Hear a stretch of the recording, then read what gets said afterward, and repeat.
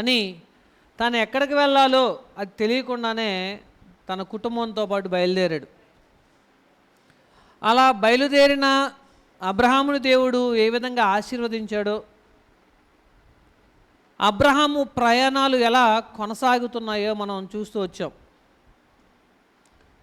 అయితే విశ్వాస సంబంధమైన జీవితాల్లో ఉన్నవారు, విశ్వాసంతో జీవించేవాళ్ళు వివాదాల్లో ఎలా వ్యవహరించాలో గడిచిన సందర్భాలు మనం చూసాం. లోతుతో వచ్చిన వివాదాల్లో అతను ఎంత పరిపక్వతతో వ్యవహరించాడో మనం చూసాం. తర్వాత తన నుండి వేరైపోయిన లోతు కష్టాల్లో చిక్కుకున్నప్పుడు దేవుడు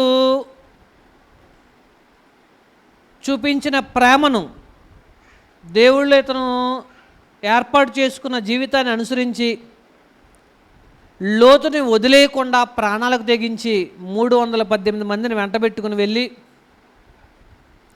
లోతును కాపాడిన సందర్భంలో దేవుని కృపణ వల్ల అతను విజయం సాధించాడని కూడా మనం చూసాం. తిరిగి వస్తున్న అబ్రహాముని రాజైన యాజక రాజైన మెల్కీసెదెకు ఆశీర్వదించాడని మనం గడిచిన తరగతుల్లో మనం చూసి ముగించుకున్నాం. ఈ 15వ అధ్యాయంలో ఆ యుద్ధంలో విజయం అనంతరం అబ్రహాము జీవితంలో దేవుడు పిలిచిన పిలుపు తర్వాత వయసు పెరుగుతుంది, వృద్ధాప్యానికి చేరువవుతున్నాడు. ఇటువంటి సందర్భంలో అతని మానసిక స్థితిని గమనించిన పరలోకపు తండ్రి అబ్రహాముతో ఏం మాట్లాడుతున్నాడో, అబ్రహాముని ఎందుకు పిలిచాడో, అబ్రహామును పిలిచిన దేవుడు ఎలాంటివాడు అనేక విషయాలు మనకి ఈ అధ్యాయంలో అర్థమవుతాయి. ఒకవేళ మీకు దేవుడి గురించి సరిగ్గా తెలిసి ఉండకపోతే ఈరోజు చాలా జాగ్రత్తగా వినాలి. దేవుడి గురించి మాకు తెలుసు అనుకున్న వాళ్ళు కూడా జాగ్రత్తగా వినాలి. మనం దేవుని గ్రంథం అని పేరు పెట్టి ఈ కార్యక్రమం మొదలు పెట్టడానికి ఉద్దేశం ఏంటంటే, దేవుడు ఎవరో అర్థం చేసుకోవడానికి, దేవుడు ఎవరో తెలుసుకోవడానికి, ఆయనకు అనుకూలంగా మనల్ని మనం దిద్దుకోవడానికి. మనుషులు తమ మనసులకు నచ్చినట్టుగా దేవుణ్ణి చిత్రీకరించుకోవడం మొదలుపెట్టారు. దేవుడు ఇలా ఉండాలి, ఇలాగే ఉంటాడు అని. అయితే ఆయన ఎలా ఉంటాడో, ఎలాంటి వాడో మనం చూద్దాం. ఆదికాండం 15వ అధ్యాయం. అబ్రహాము జీవిత ప్రయాణంలో ఈ 15వ అధ్యాయంలో మనం అబ్రహాంతో దేవుడు చేసిన నిబంధన గురించి ఆలోచించబోతున్నాం. 15వ అధ్యాయము అవుట్లైన్ చేస్తే, 15వ అధ్యాయాన్ని విభజిస్తే 1 నుంచి 6 వచనాలలో అబ్రహాంతో దేవుడు ఏమని వాగ్దానం చేశాడో మనకు కనబడుతుంది. 2, 7 నుంచి 11 వచనాల్లో అబ్రహాంతో నిబంధన చేయడానికి దేవుడు ఎటువంటి ఏర్పాట్లు చేయమన్నాడో మనకు కనబడుతుంది. నిబంధనకు సిద్ధపాటు. 12 నుంచి 16 వచనాల్లో నిబంధన ప్రవచనం, భవిష్యత్తులో జరగబోయేదాన్ని, తాను అబ్రహాంతో చేసే నిబంధనలో ఏ అంశాలు ఉంటాయో అనే విషయాన్ని మనం ఇక్కడ 12 నుంచి 16 వచనాల్లో చూస్తాం. 17 నుంచి 21 వచనాల్లో నిబంధనను చేయడం, ఆ నిబంధనని స్థిరపరచడం మనకి కనబడుతూ ఉంటుంది. ఓవరాల్గా అబ్రహాము యొక్క అప్పటి పరిస్థితిని గమనించిన పరలోకపు తండ్రి అబ్రహాముతో ఏం మాట్లాడుతున్నాడో మనం ఈ అధ్యాయంలో గమనించవచ్చు. ముఖ్యంగా ఈ అధ్యాయానికి ఏం పేరు పెట్టాం? అబ్రహాముతో దేవుడు చేసిన నిబంధన. వాగ్దానం, నిబంధన అంటే ఏంటి, తేడాలని తరచొద్దు. అయితే ఈ 14వ అధ్యాయంలో జరిగిన సందర్భం మనకు తెలుసు.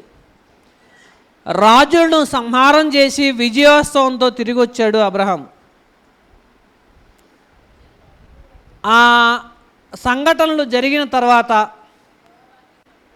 15వ అధ్యాయము 1-6 వచనాలు చదువుదాం. ఇవి జరిగిన తర్వాత యెహోవా వాక్యము అబ్రహామునకు దర్శనమందు వచ్చి, అబ్రామా, భయపడకము, నేను నీకు కేడము, నీ బహుమానము అత్యధికమగునని చెప్పాను. దేవుడు అబ్రహాం యొక్క పరిస్థితి తెలిసిన దేవుడు. అబ్రహాం యొక్క మానసిక సంఘర్షణను అర్థం చేసుకున్న దేవుడు అబ్రహాంతో మాట్లాడుతున్నాడు. ఫస్ట్ ప్రవక్తలకి దర్శనంలో ఎలా మాట్లాడతాడో అటువంటి పదజాలం ఇక్కడ మనకు కనబడుతూ ఉంటుంది. దర్శనమందు వచ్చి అని మొట్టమొదటిసారిగా బైబిల్లో దేవుడు భయపడకము అని మాట్లాడడం ఇక్కడే మొదలైంది. పైగా అబ్రహాము దానికి ఆన్సర్ ఏం చెప్పాడు చూడండి. ఎందుకు దేవుడు భయపడకము, నేను నీకు కేడము, నీ బహుమానం అత్యధికమగునని చెప్పాడు?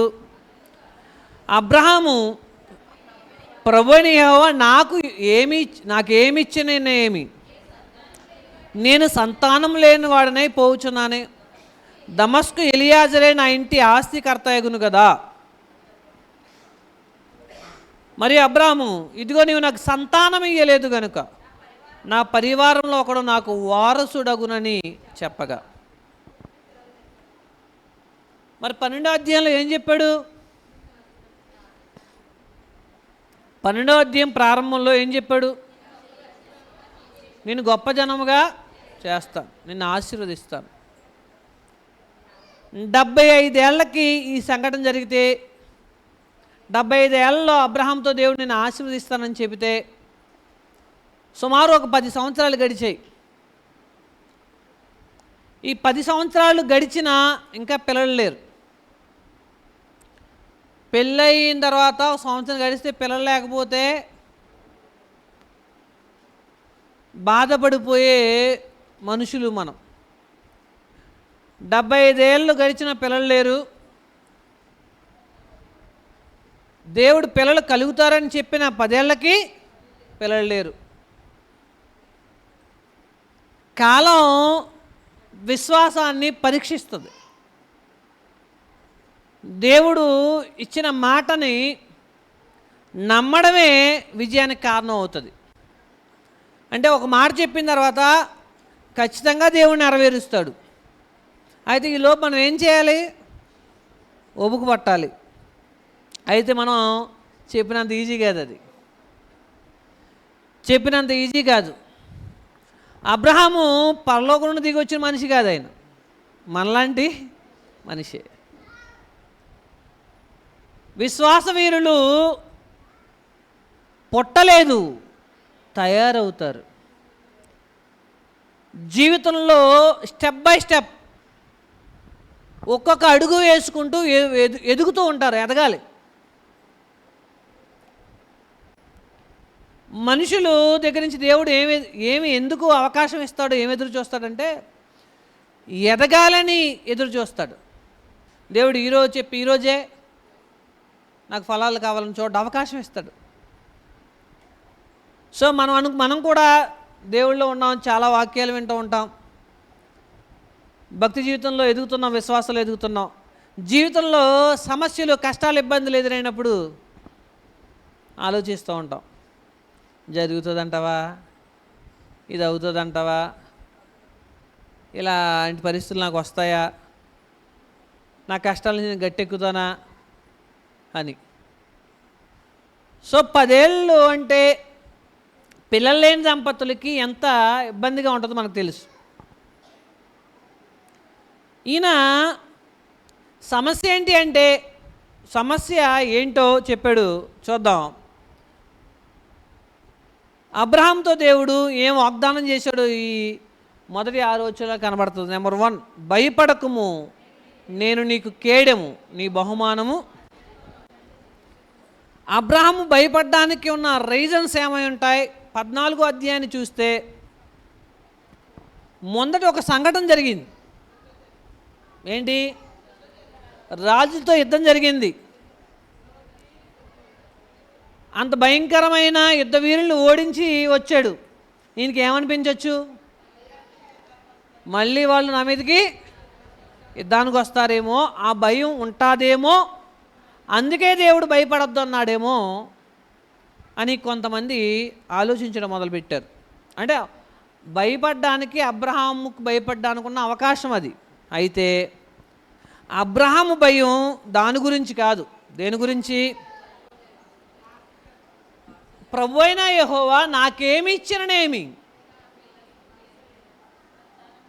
కొంత ఆశతో వచ్చాడు, ఐగుప్తుకు వెళ్ళాడు, విస్తారమైన ఆశతో తిరిగి వచ్చాడు. కనాను దేశంలో కూడా తన ఆస్తిని పెంచుకున్నాడు, దేవుడు ఆశీర్వదించాడు. అయితే ఎవరు లేరు ఈ 10 ఏళ్ల వయసులో? వారసులు లేడు.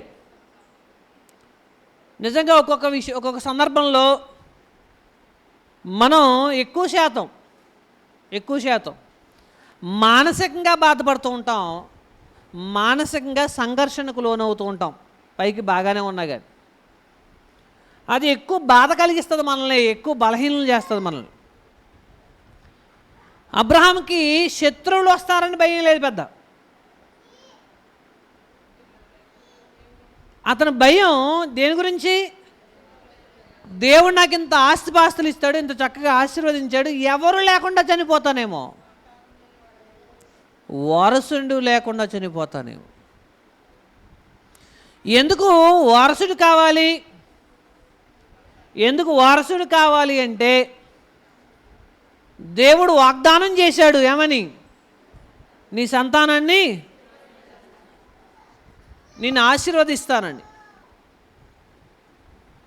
దేవుడు విస్తారమైన ఆస్తిపాస్తులు ఇచ్చాడు.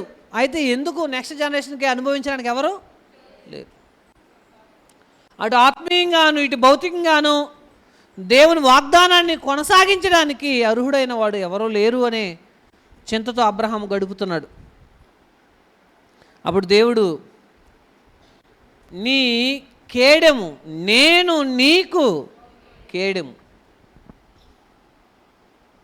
కేడెము కాపాడుతుంది,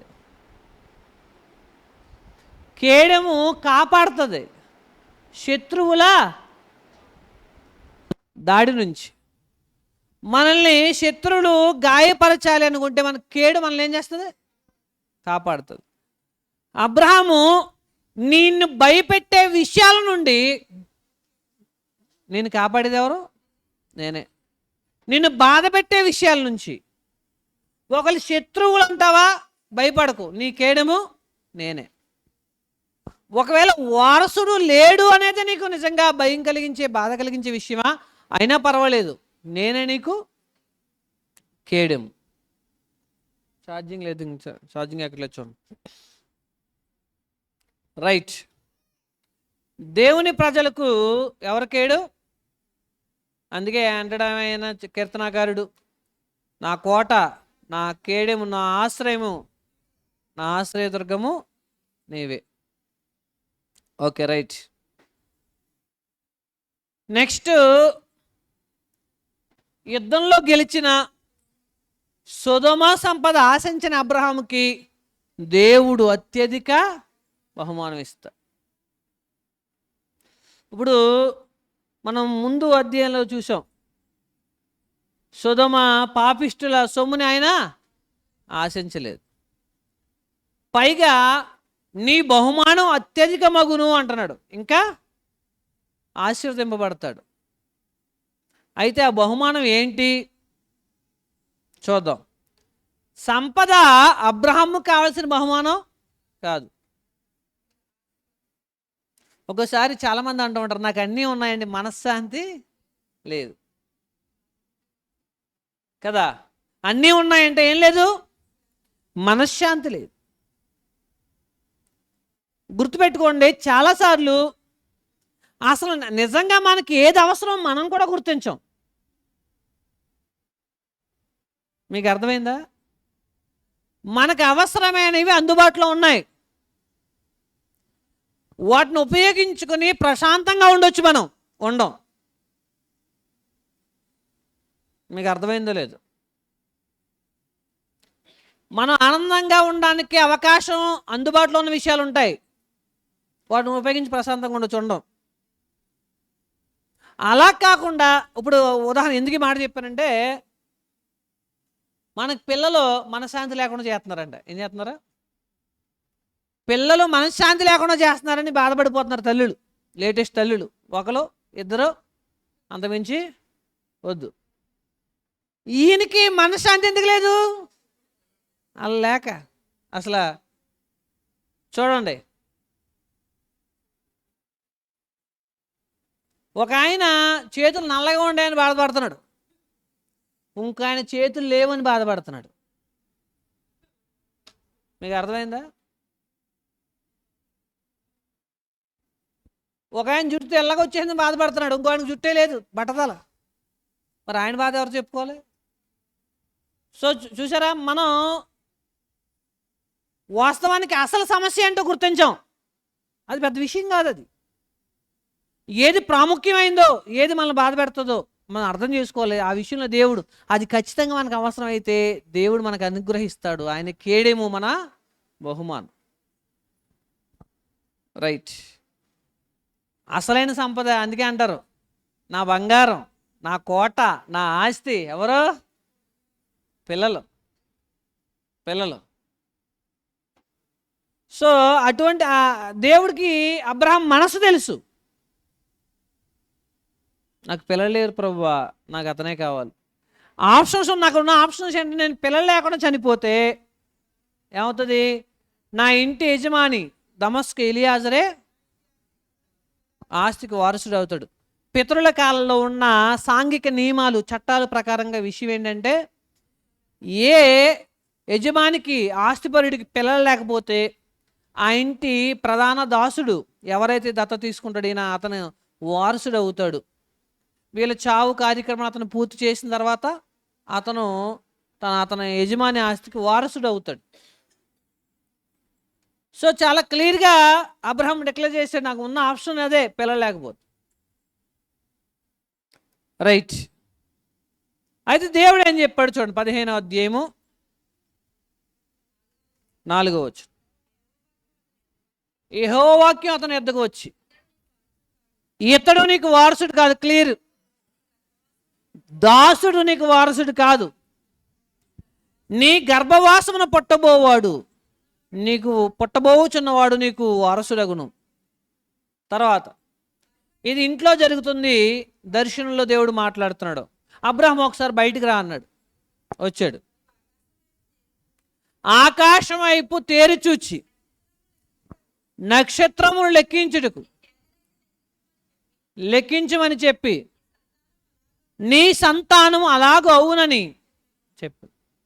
నక్షత్రాలను లెక్కించడం ఎవరి చేతనైనా అవుతుందా? అవదో. నీ సంతానం అంతమంది అవుతారు, అనేక మంది విస్తరిస్తారు. మీకు ఒక విషయం, మనకి బైబిల్లో దేవుడు ఒక వ్యక్తి జీవితంలో ఎలా డీల్ చేస్తా చిన్న విషయం చెప్తాను. దేవుడు పితరులకి ఒక విషయాన్ని అంచెలంచెలుగా రివీల్ చేసేవాడు, అంటే కొద్ది కొద్దిగా చెప్పేవాడు. ఫస్ట్ అబ్రహాం పిలిచాడు, నిన్ను ఆశీర్వదిస్తానన్నాడు. తర్వాత పిలిచాడు, నీ కొడుకు పుడతాడు, నీ సంతానం విస్తరిస్తుంది. తర్వాత ఏమంటాడు, ఈ సంవత్సరంలో కొడుకు పుడతాడు, అతని పేరు ఇస్సాకు. మీకు అర్థమైందా? సో కొద్ది కొద్దిగా దేవుడు సమాచారాన్ని అందించేవాడు. మనకు కూడా చూడండి, బాప్తీసం తీసుకున్నప్పుడు మనకు ఎంతవరకు తెలుసు దేవుడు అంటే? కొంత అవగాహన ఉంది. ఎదిగే కొలది దేవుడు అంటే ఏంటి మనకి అర్థం అవుతుంది. కాబట్టి దేవుళ్ళో ప్రయాణం చేసే కొలది దేవుడు అంటే ఏంటో అర్థమవుతుంది. మీకు క్వశ్చన్ తెలుసా? ఎదిగిన తర్వాత మీరు బాగా సీనియర్ అయిన తర్వాత ఫస్ట్ మొక్కే చెప్తారు, స్టార్టింగ్లో చెప్పిన మొక్కే దేవుడు మీకు అప్పుడు అర్థమవుతుంది.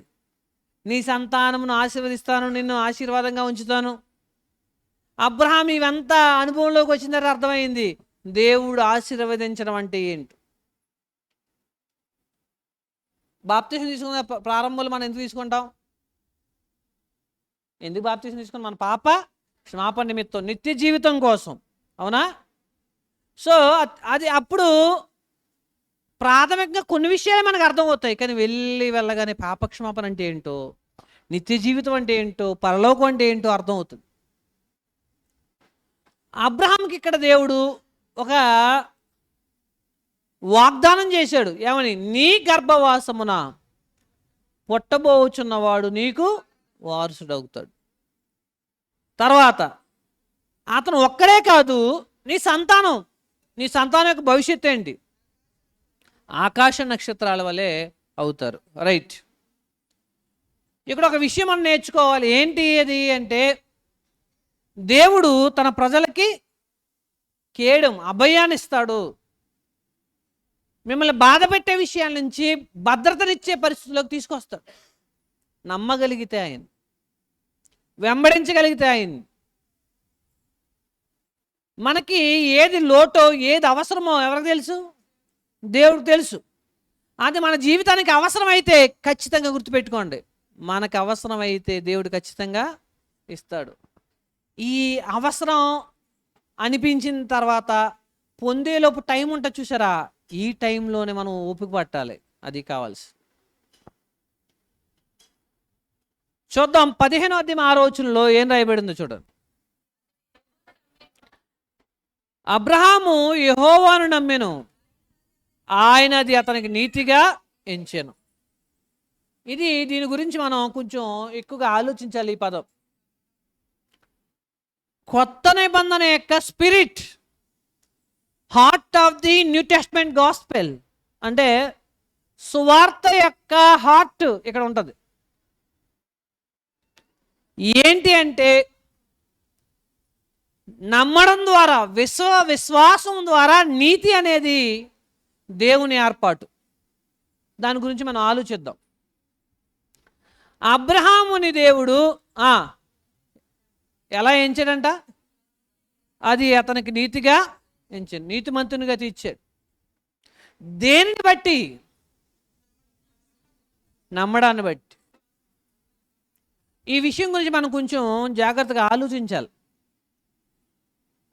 మనుషులు దేవుణ్ణి నమ్మడం పట్ల ఎక్కువ ఆసక్తి చూపించట్లా. దేవుణ్ణి నమ్మట్లేదు మనుషులు, విశ్వసించట్లా. మేము దేవుణ్ణి నమ్ముకున్నామని చెప్పుకుంటున్నారంత. నమ్మడం అంటే ఏంటో సరిగ్గా తెలియని మనుషులు మనం. చూద్దాం. హీబ్రూ పదం అమన్ అనే పదం నుంచి వచ్చింది నమ్మడం అంటే. దీని అర్థం స్థిరంగా ఆధారపడడం, నమ్మకంగా పట్టుకోవడం, దేవుని మాట నిజమని అంగీకరించడం నమ్మడం అంటే. అబ్రహాము నమ్మింది దేవుని స్వభావం. నమ్మడం అంటే ఏం చూడండి, దేవుని శక్తి, దేవుని వాగ్దానం. చెప్పిన ఆయన ఎవరు? విశ్వాసం చెప్పిన విషయం ఏంటి అనే దానికంటే చెప్పినోడు ఎవరు అనేది చూస్తుంది. మనకేంటి, నేను కువైట్ వెళ్ళాలనుకుంటున్నాను, దుబాయ్ వెళ్ళాలనుకుంటున్నాను, అక్కడ బాంబులు వేస్తారు, ఇప్పుడు వెళ్తానా వెళ్ళలేనా? ఇది అంటే మనం ఏం ఆలోచించాం? పాసిబిలిటీస్ ఆలోచించాం. అక్కడ జరుగుతుందా లేదా ఇవన్నీ విషయాన్ని బట్టి అక్కడ జరుగుతుందా లేదా అనేది. విశ్వాసం అంటే అది కాదు, చెప్పినోడిని బట్టి నమ్మడం. ఇప్పుడు రెండింటికి తేడా అర్థమైందా? ఇప్పుడు ఈయన చెప్పాడు కాబట్టి ఏదైనా అయిపోతుంది, అది నీతిగా ఎంచబడుతుంది. మళ్ళీ మీకు బాగా అర్థం చేసుకోండి. ఇప్పుడు నువ్వు పెద్ద భక్తుడు, ఆ పరలోకం వెళ్ళిపోతావా? అన్నారనుకోండి, మనల్ని మనం చూసుకున్నా, మన భక్తిని చూసుకున్నా, మన జీవితాన్ని చూసుకున్నా, లేకపోతే మన అవగాహన చూసుకున్నా మనకు వల్ల ఏమది కాదు. కానీ మనకు వాగ్దానం చేసి ఉన్నాడు కదా దేవుడు, ఆయనని బట్టి అది జరుగుతుంది.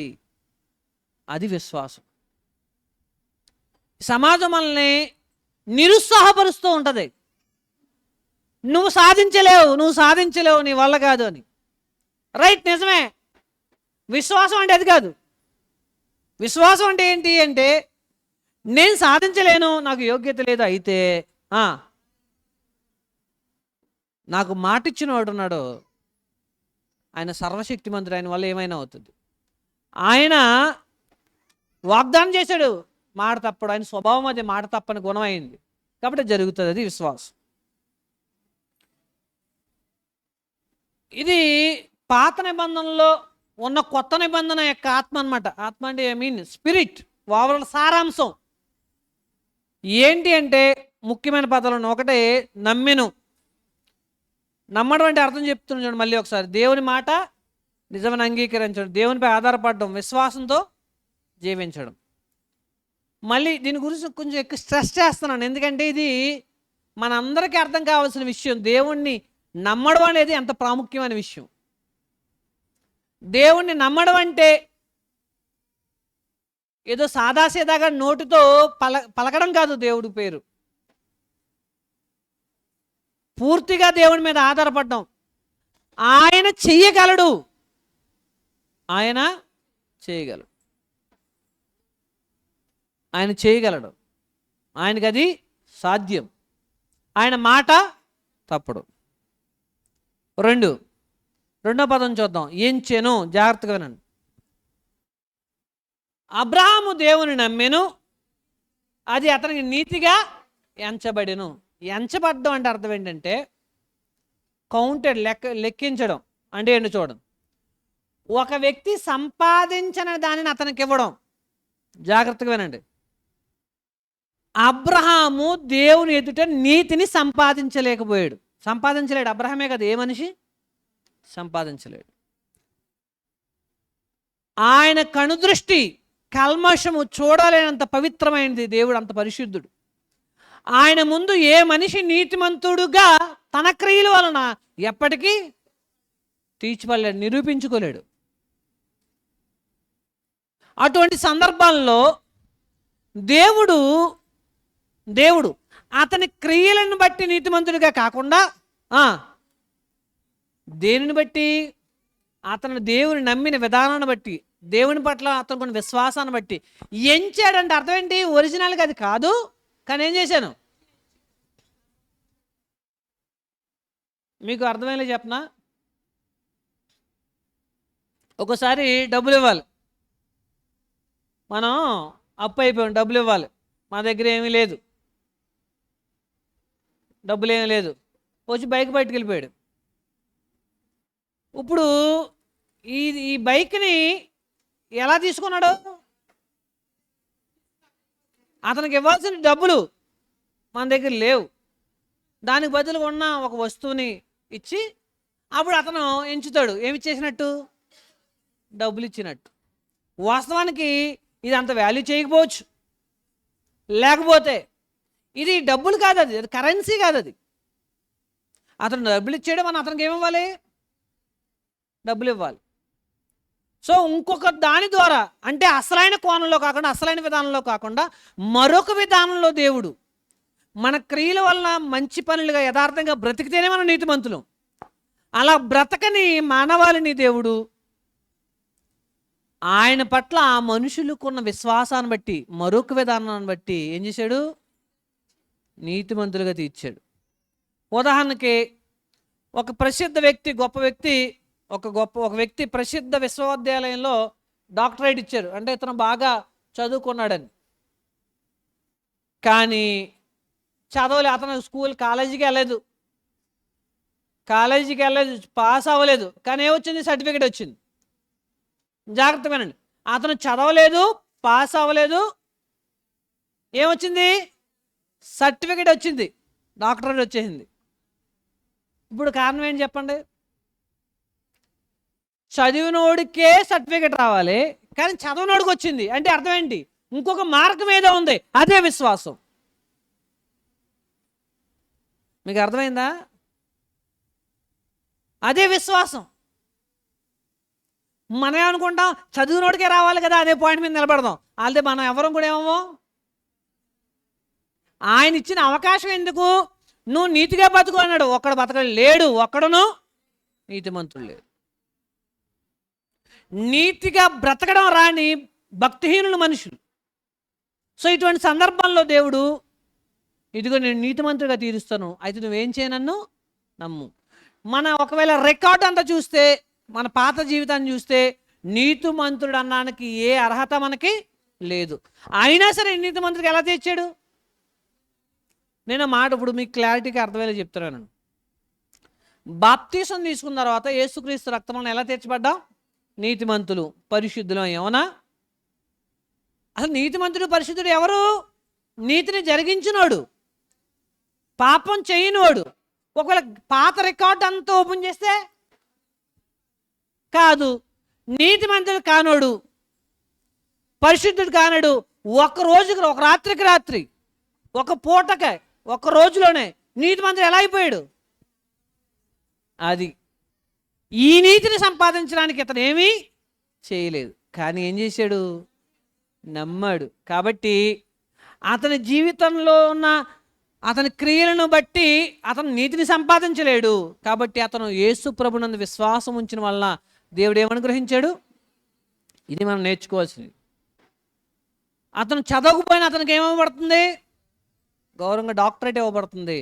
అది ఈ ఎగ్జాంపుల్కి అర్థం ఏంటంటే, అలాగే మన నీతి మన పనుల వల్ల కాదు, దేవుడు మనకు అనుగ్రహించే వరం. దేవుని అందరి విశ్వాసం ద్వారా నీతిని పొందుకున్న మనం జాగ్రత్తగా వినండి.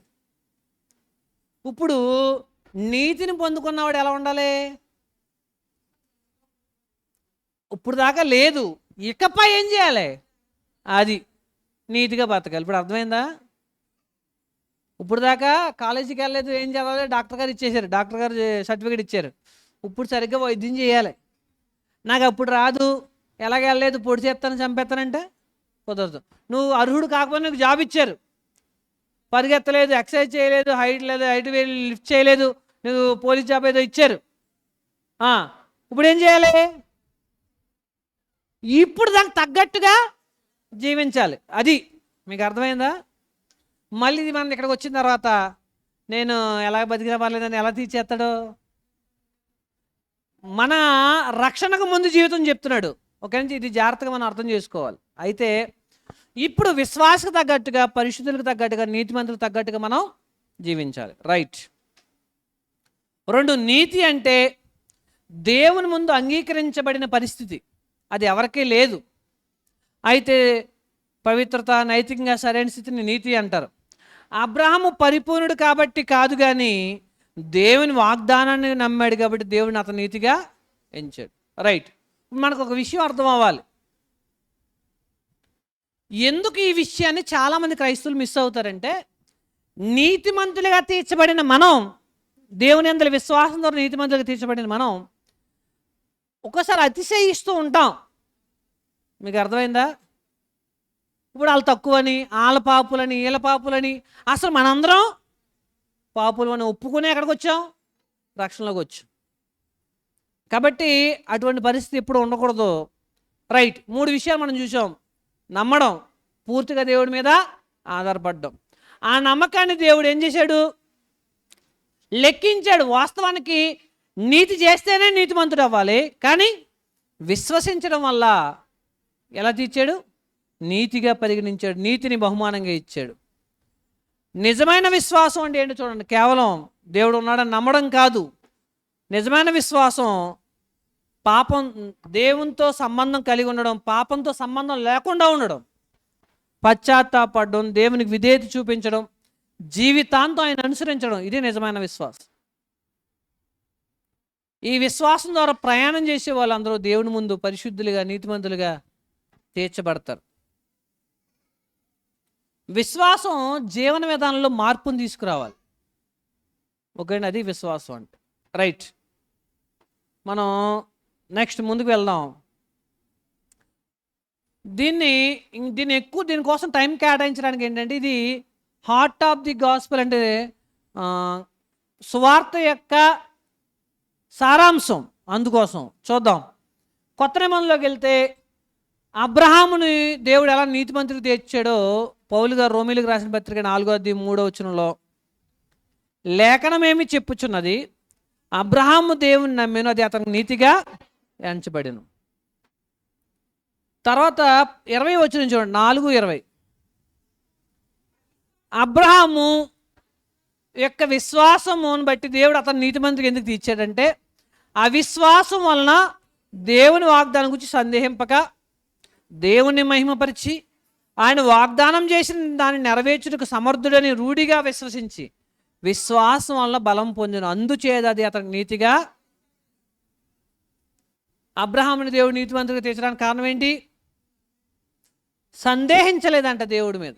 దేవుడు చేస్తాడా లేదా? దేవుణ్ణి మహింపరిచాడు, రైట్, ఆయన గొప్పవాడు, చేస్తాడు, సమర్థుడు. విశ్వాసం వల్ల బలం పొందాడు.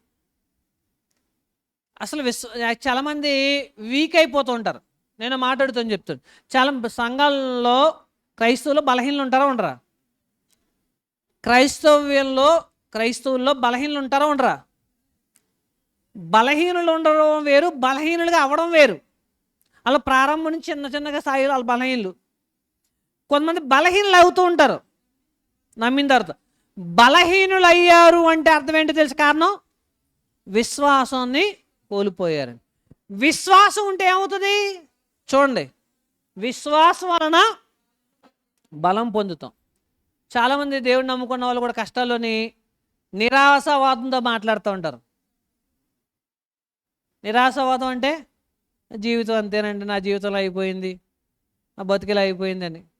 సో అలా ఏం మాట్లాడకూడదు. విశ్వాసం ఉన్నవాడు ఏమవ్వాలి? బలం పొందాలి, రైట్. ఎవరైతే దేవుని వాగ్దానం పరిపూర్ణంగా విశ్వసిస్తారో ఆ విశ్వాసము ద్వారా వాళ్ళు ఎలా తీర్చబడతారు? నీతిమంతులుగా తీర్చబడతారు, రైట్. ఇంకా కొంచెం ముందుకు వెళ్తే ఇక్కడ ఒక విషయం పాయింట్ ఉంది చూడండి. విశ్వాసము, కృప, నీతి అనేది దేవుని గ్రంథంలో ప్రాముఖ్యమైన సత్యం. విశ్వాసము, కృప, నీతి. చూడండి, విశ్వాసము ఏమిటి ఎలా అని చూడదు, చెప్పింది చేసేది ఎవరని చూస్తుంది. ఇది చాలా ఇంపార్టెంట్ పాయింట్. విశ్వాసం ఇందాక చెప్పాను మీకు. అంటే సమస్య ఏంటి, ఇబ్బంది ఏంటి, శ్రమ ఏంటి, అది జరుగుతుందా జరగదా అనేది చూడదు. ఏం చూస్తుంది? నేను మీకు విషయం, చాలామంది నేను దేవుడిని నమ్మని చెప్తారు, అబద్ధం, నమ్మరాళ్ళు. వాళ్ళు దేన్ని నమ్ముతారు? అవతల విషయాన్ని నమ్ముతారు. జరుగుతుందా జరగదా, మంచిదా కాదా, సందర్భాన్ని, సంఘటనల మీద ఆధారపడి ఉంటుంది విశ్వాసం. నిజమైన విశ్వాసం దేని మీద ఆధారపడి ఉండాలి? దేవుడి మీద ఆధారపడు. అది దేవుడు చేస్తాడు. 2, దేవుని వైపు నుంచి దేవుడు వాగ్దానం. ఉదాహరణకు అబ్రహాము దేవుని వాగ్దానాన్ని విశ్వసించాడు, దేవుడు దాన్ని అంగీకరించాడు. ఏమిచ్చాడు? బహుమానంగా ఇచ్చాడు. ఇప్పుడు మీకు అర్థమైంది. అబ్రహాం విశ్వాసాన్ని దేవునికి ఇస్తే దేవుడు అబ్రహాంకి ఏమిచ్చాడు? నీతినిచ్చాడు. మీకు అర్థమైంది? ఇప్పుడు మనిషి వైపు నుండి విశ్వాసం వెళ్తే దేవుని వైపు నుంచి ఏమొస్తుంది? నీతి వస్తుంది.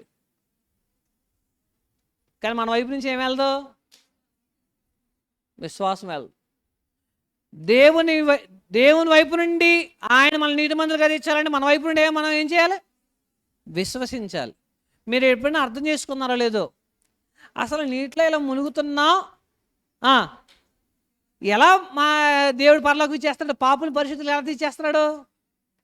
అక్కడ నీరేమీ చేయట్లా, చేసేది ఏంటో తెలుసా? విశ్వాసం. యేసుక్రీస్తునందలి విశ్వాసము మనల్ని ఏం చేస్తుంది? నీతిమంతులుగా చేస్తుంది. అందుకే రోమపత్రిక 3:26లో ఎక్కడ అందరూ పాపులను ఆరోపించాడో ఆ పాపులను నీతిమంతులుగా తీర్చే విధానాన్ని బయలుపరిచాడు. చూడండి 3:26లో రోమపత్రిక. క్రీస్తు యేసు రక్తమునందలి విశ్వాసము ద్వారా ఆయన కరుణాధారముగా బయలుపరిచెను.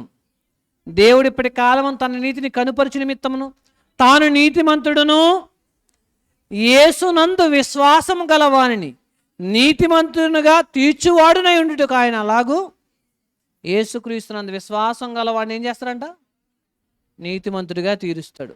ఇంకా రక్షణ పొందలేదా? నీకు శుభవార్త ఏంటో తెలుసా?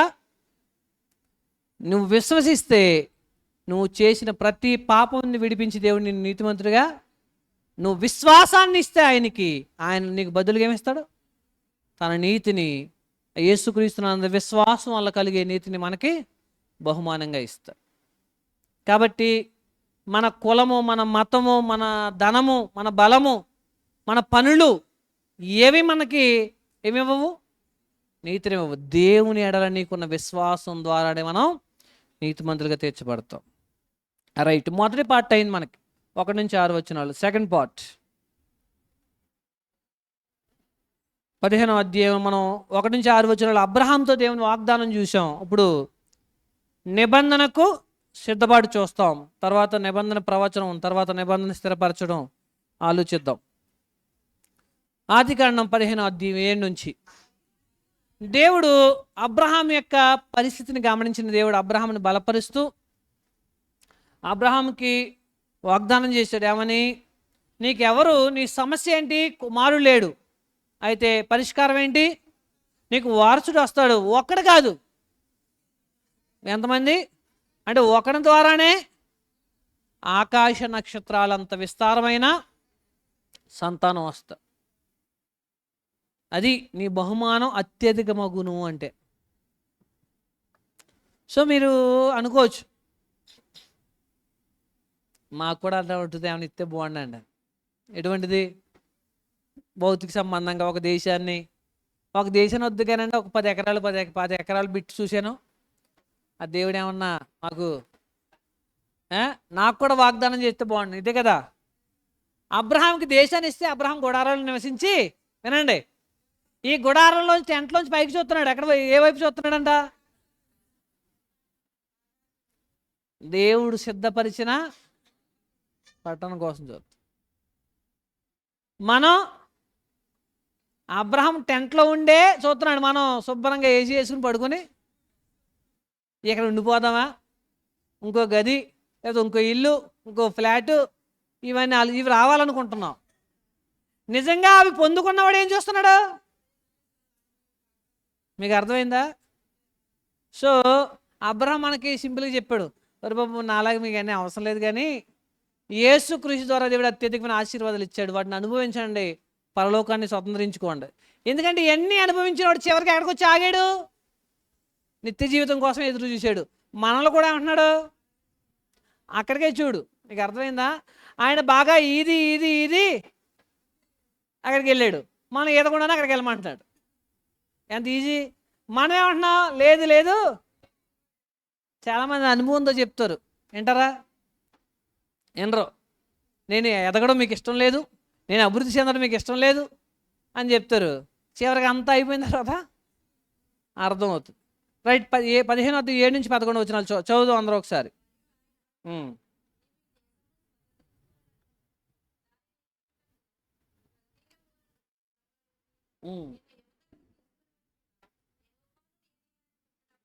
అండర్లైన్ చేయండి అన్నమాట.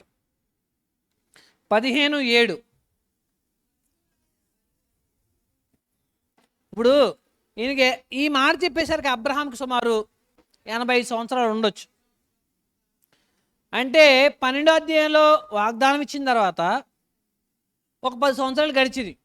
ఈ 10 సంవత్సరాల్లో పిల్లలేమి పుట్టలేదు. అయితే ఇప్పుడు చింతతో ఉంటే దేవుడు వచ్చి వాగ్దానం చేశాడు, నీకు కుమారుడు పుడతాడని. మీరు వెంటనే ఏం చేస్తారు? మీరు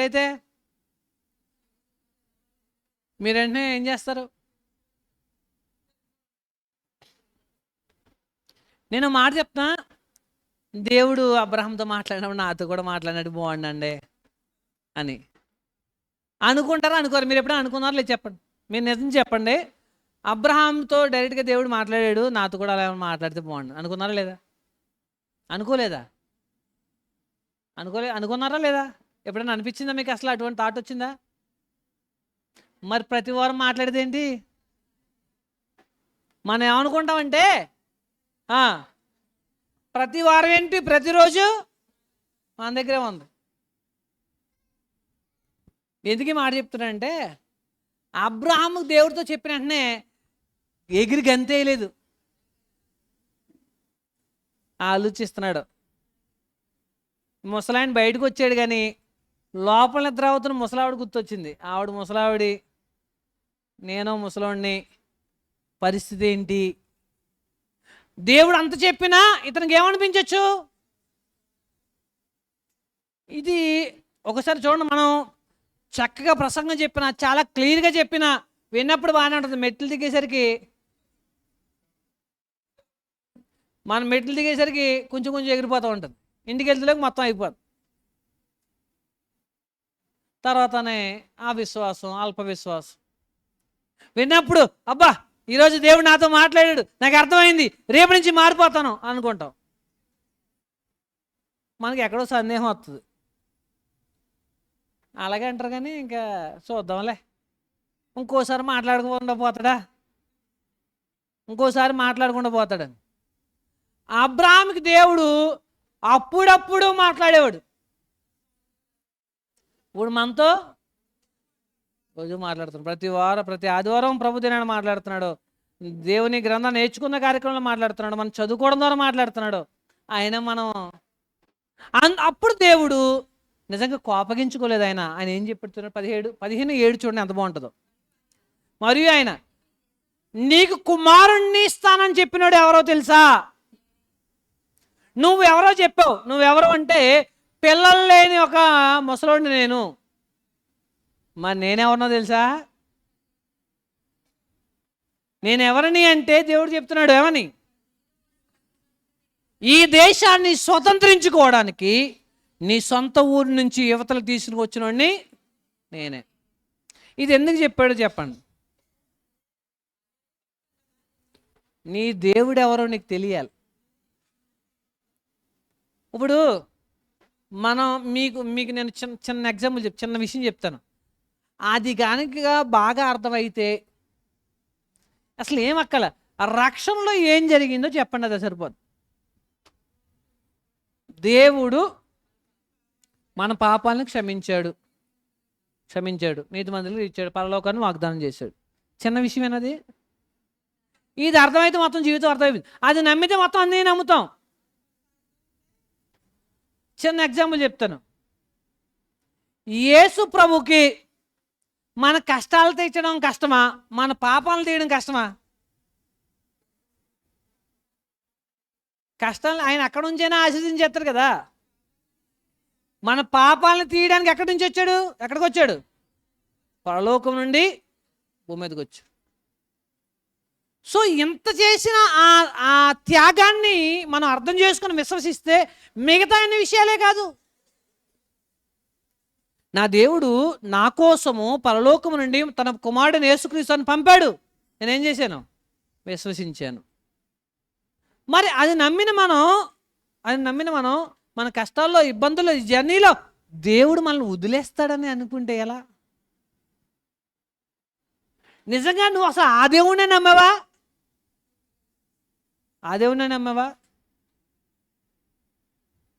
నిజంగా నీ దేవుడు ఎవరు? నువ్వు నమ్మిన దేవుడు ఎవరు? నిన్ను పిలిచిన దేవుడు ఎవరు? నిన్ను చీకటిలోంచి వెలుగులోనికి పిలిచిన దేవుడు ఎవరో నీకు తెలుసుంటే ఏ విషయం గురించి ఆందోళన అవసరం లేదు, ప్రశాంతంగా ఉండవచ్చు. 2, భవిష్యత్తు విషయంలో నమ్మకం కోసం గతంలో దేవుడు చేసిన కార్యాలు గుర్తు తెచ్చుకో. అబ్రహాంతో చెప్తున్నాడు, నాకు కొడుకు బయటికి తీసుకొచ్చాడు పెద్ద ఆయన్ని, ఆకాశం వైపు చూడన్నాడు, నక్షత్రాలని మా ఊర్లో లెక్కటొద్దు అంటారండి అనలేదు. మన వాళ్ళు చెప్తారు కదా ఏమని, చొక్కలు లెక్కట్టు కానీ ఈయన లెక్కబెట్టు అంటున్నాడు. లెక్కబెట్టు, నేను చేతన అవుతుందా? నా వల్ల కాదు, అంతమంది సంతానం. ఇది ఎలా జరుగుతుంది? ఈ డౌట్తో ఉంటుంది మనసు. ఓ పక్కన ప్రసంగం చెప్పినప్పుడు, వాక్యం విన్నప్పుడు తల ఊపుతున్నా మన హృదయం ఆందోళనతో ఉంటుంది, జరుగుతుందా లేదా, నా జీవితం ఏంటి? అప్పుడు ఆన్సర్ చెప్పాడు, ఒకసారి నిన్ను అసలు అబ్రహాం నీ ప్రారంభం ఏంటి? నేను ఆ మాట చెప్పనా? ఇప్పుడు చాలామందిని కదిపేమనుకోండి చెప్తారు, నేను చిన్నప్పుడు తినడానికి తిండి ఉండేది కాదు, మాకు సరిగ్గా భోజనం పెట్టలేదు మా అమ్మా నాన్నలు, చదివించలేదు, పాలేరుతనం పెట్టారు, లేకపోతే ఇంకేం చేస్తారు, ఎన్ని కష్టాలు పడ్డాం, ఎన్ని ఇబ్బందులు పడ్డాం అని అంటారు లేదా? గతంలో వాళ్ళ ఇబ్బందులు అలా ఉండొచ్చు. నిజంగా అటువంటి వాళ్ళు ఇప్పుడు అసలు మీరు ఊహించారా? అనుకున్నారా? అసలు మనం ఎక్కడ వాళ్ళం? పూరి గుడిసెలో దీపాలు పెట్టుకుని బతికిన పరిస్థితి నుంచి ఇప్పుడు నడిస్తే దీపం వెలుగుతుంది, నడలేనప్పుడు ఆగిపో. ఏంటయ్యి ఏం లైట్స్ అయ్యి? Sensor lights. తర్వాత కరెంట్ పోయినప్పుడు కూడా ఫ్యాన్ తిరిగేయాలి. ఇదివరకు అసలు ఏమీ లేదు. ఆ పరిస్థితికి వచ్చాం. ఆ విషయంలోనే కాదు, అసలు మనకి ఏమీ తెలీదు, జ్ఞానం లేదు, అవగాహన లేదు. దేవుడు అన్నీ ఇచ్చి మనకు మంచి కుటుంబాలను ఏర్పాటు చేసి మంచి పరిస్థితులు ఇచ్చి ఈ విధంగా నడిపిస్తున్నాడు. గతంలో చేసిన కార్యక్రమంలో, గతంలో దేవుడు చేసిన సహాయాన్ని గుర్తుంటే భవిష్యత్తు విషయంలో ధైర్యం వస్తుంది. గతం మర్చిపోయినోడే భవిష్యత్తు విషయంలో భయపడతారు. ప్రమాదాల నుంచి కాపాడలేదా? చావు అంచుల దాకా వెళ్ళి తిరిగి రాలేదా మనం?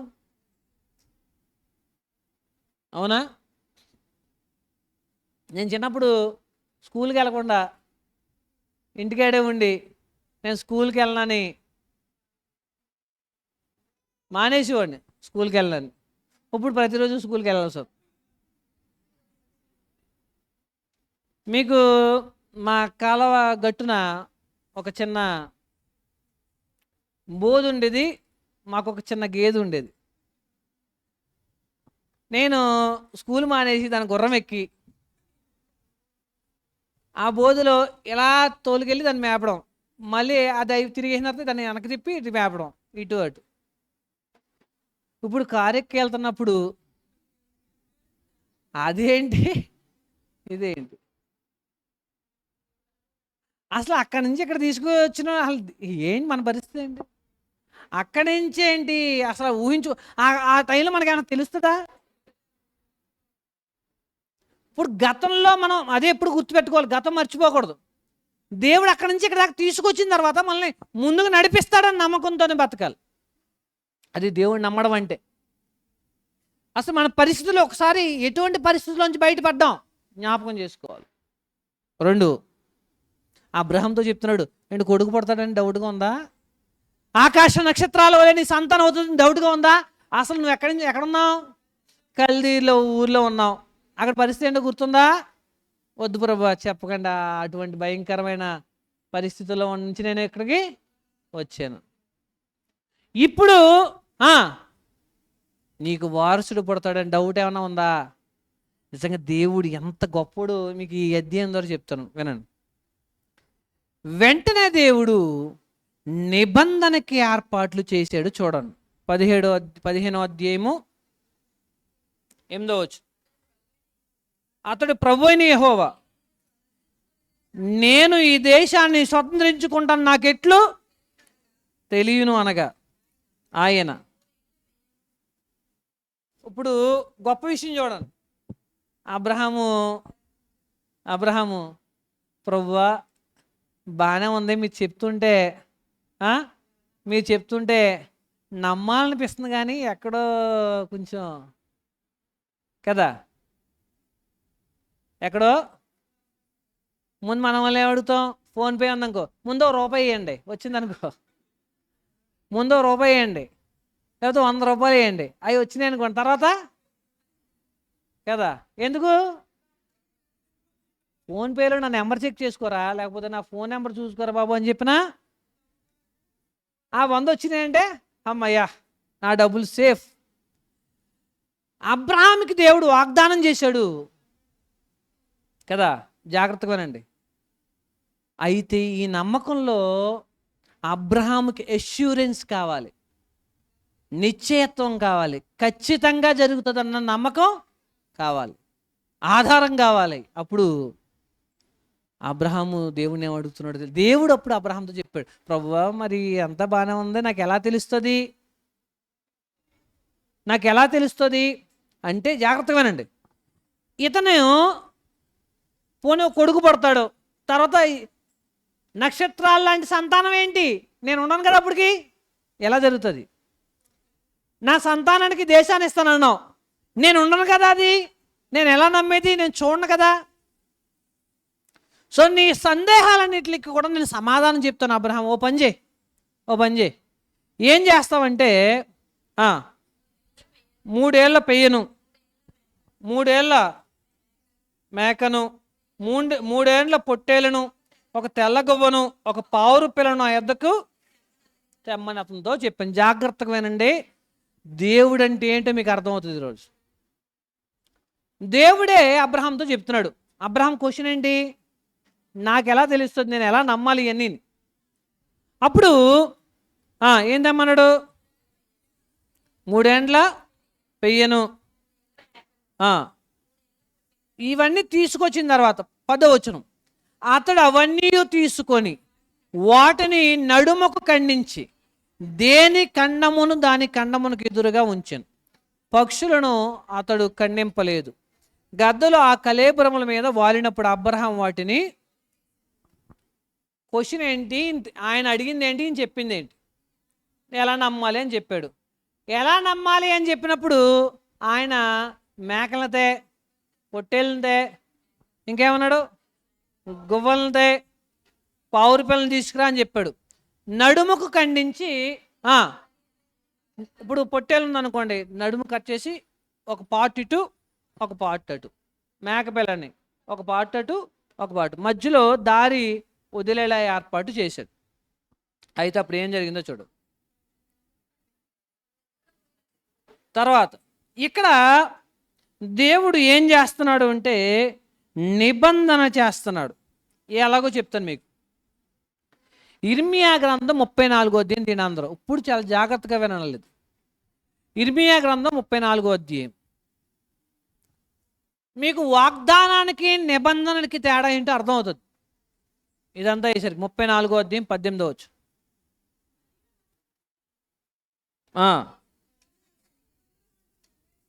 వారు నా సన్నిధిని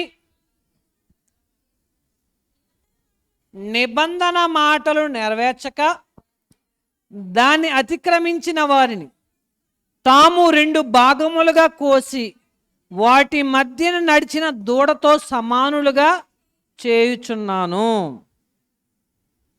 ఇంతకీ సమస్య ఏంటో చూద్దాం. 8వ వచనం దగ్గర నుంచి చదివితే, రాజైన సిద్కియా కాలంలో 8వ వచనం, యూదుల చేత యూదులు కొలువు చేయించుకోకుండా హెబ్రీలు కానీ హెబ్రీలు అనరు కానీ అందరినీ విడిపించినట్లుగా విడుదల చాటించారు. జాగ్రత్తగా వినండి.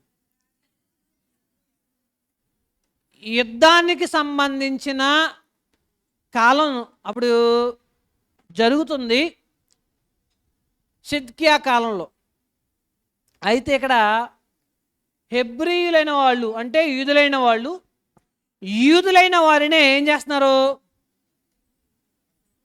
దాసులుగా చేసుకున్నారు. అయితే వాళ్ళు ఏమని నిబంధన చేశారో చూడండి. హెబ్రీయులైన వాళ్ళు హెబ్రీయులను కానీ దాస్యంలో ఉన్న హెబ్రీయులు కానీ హెబ్రీయులను అందరినీ విడిపించినట్లుగా విడుదల రాజైన సిద్కియా యెరూషలేమున సమస్త ప్రజలతో నిబంధన చేశాడు.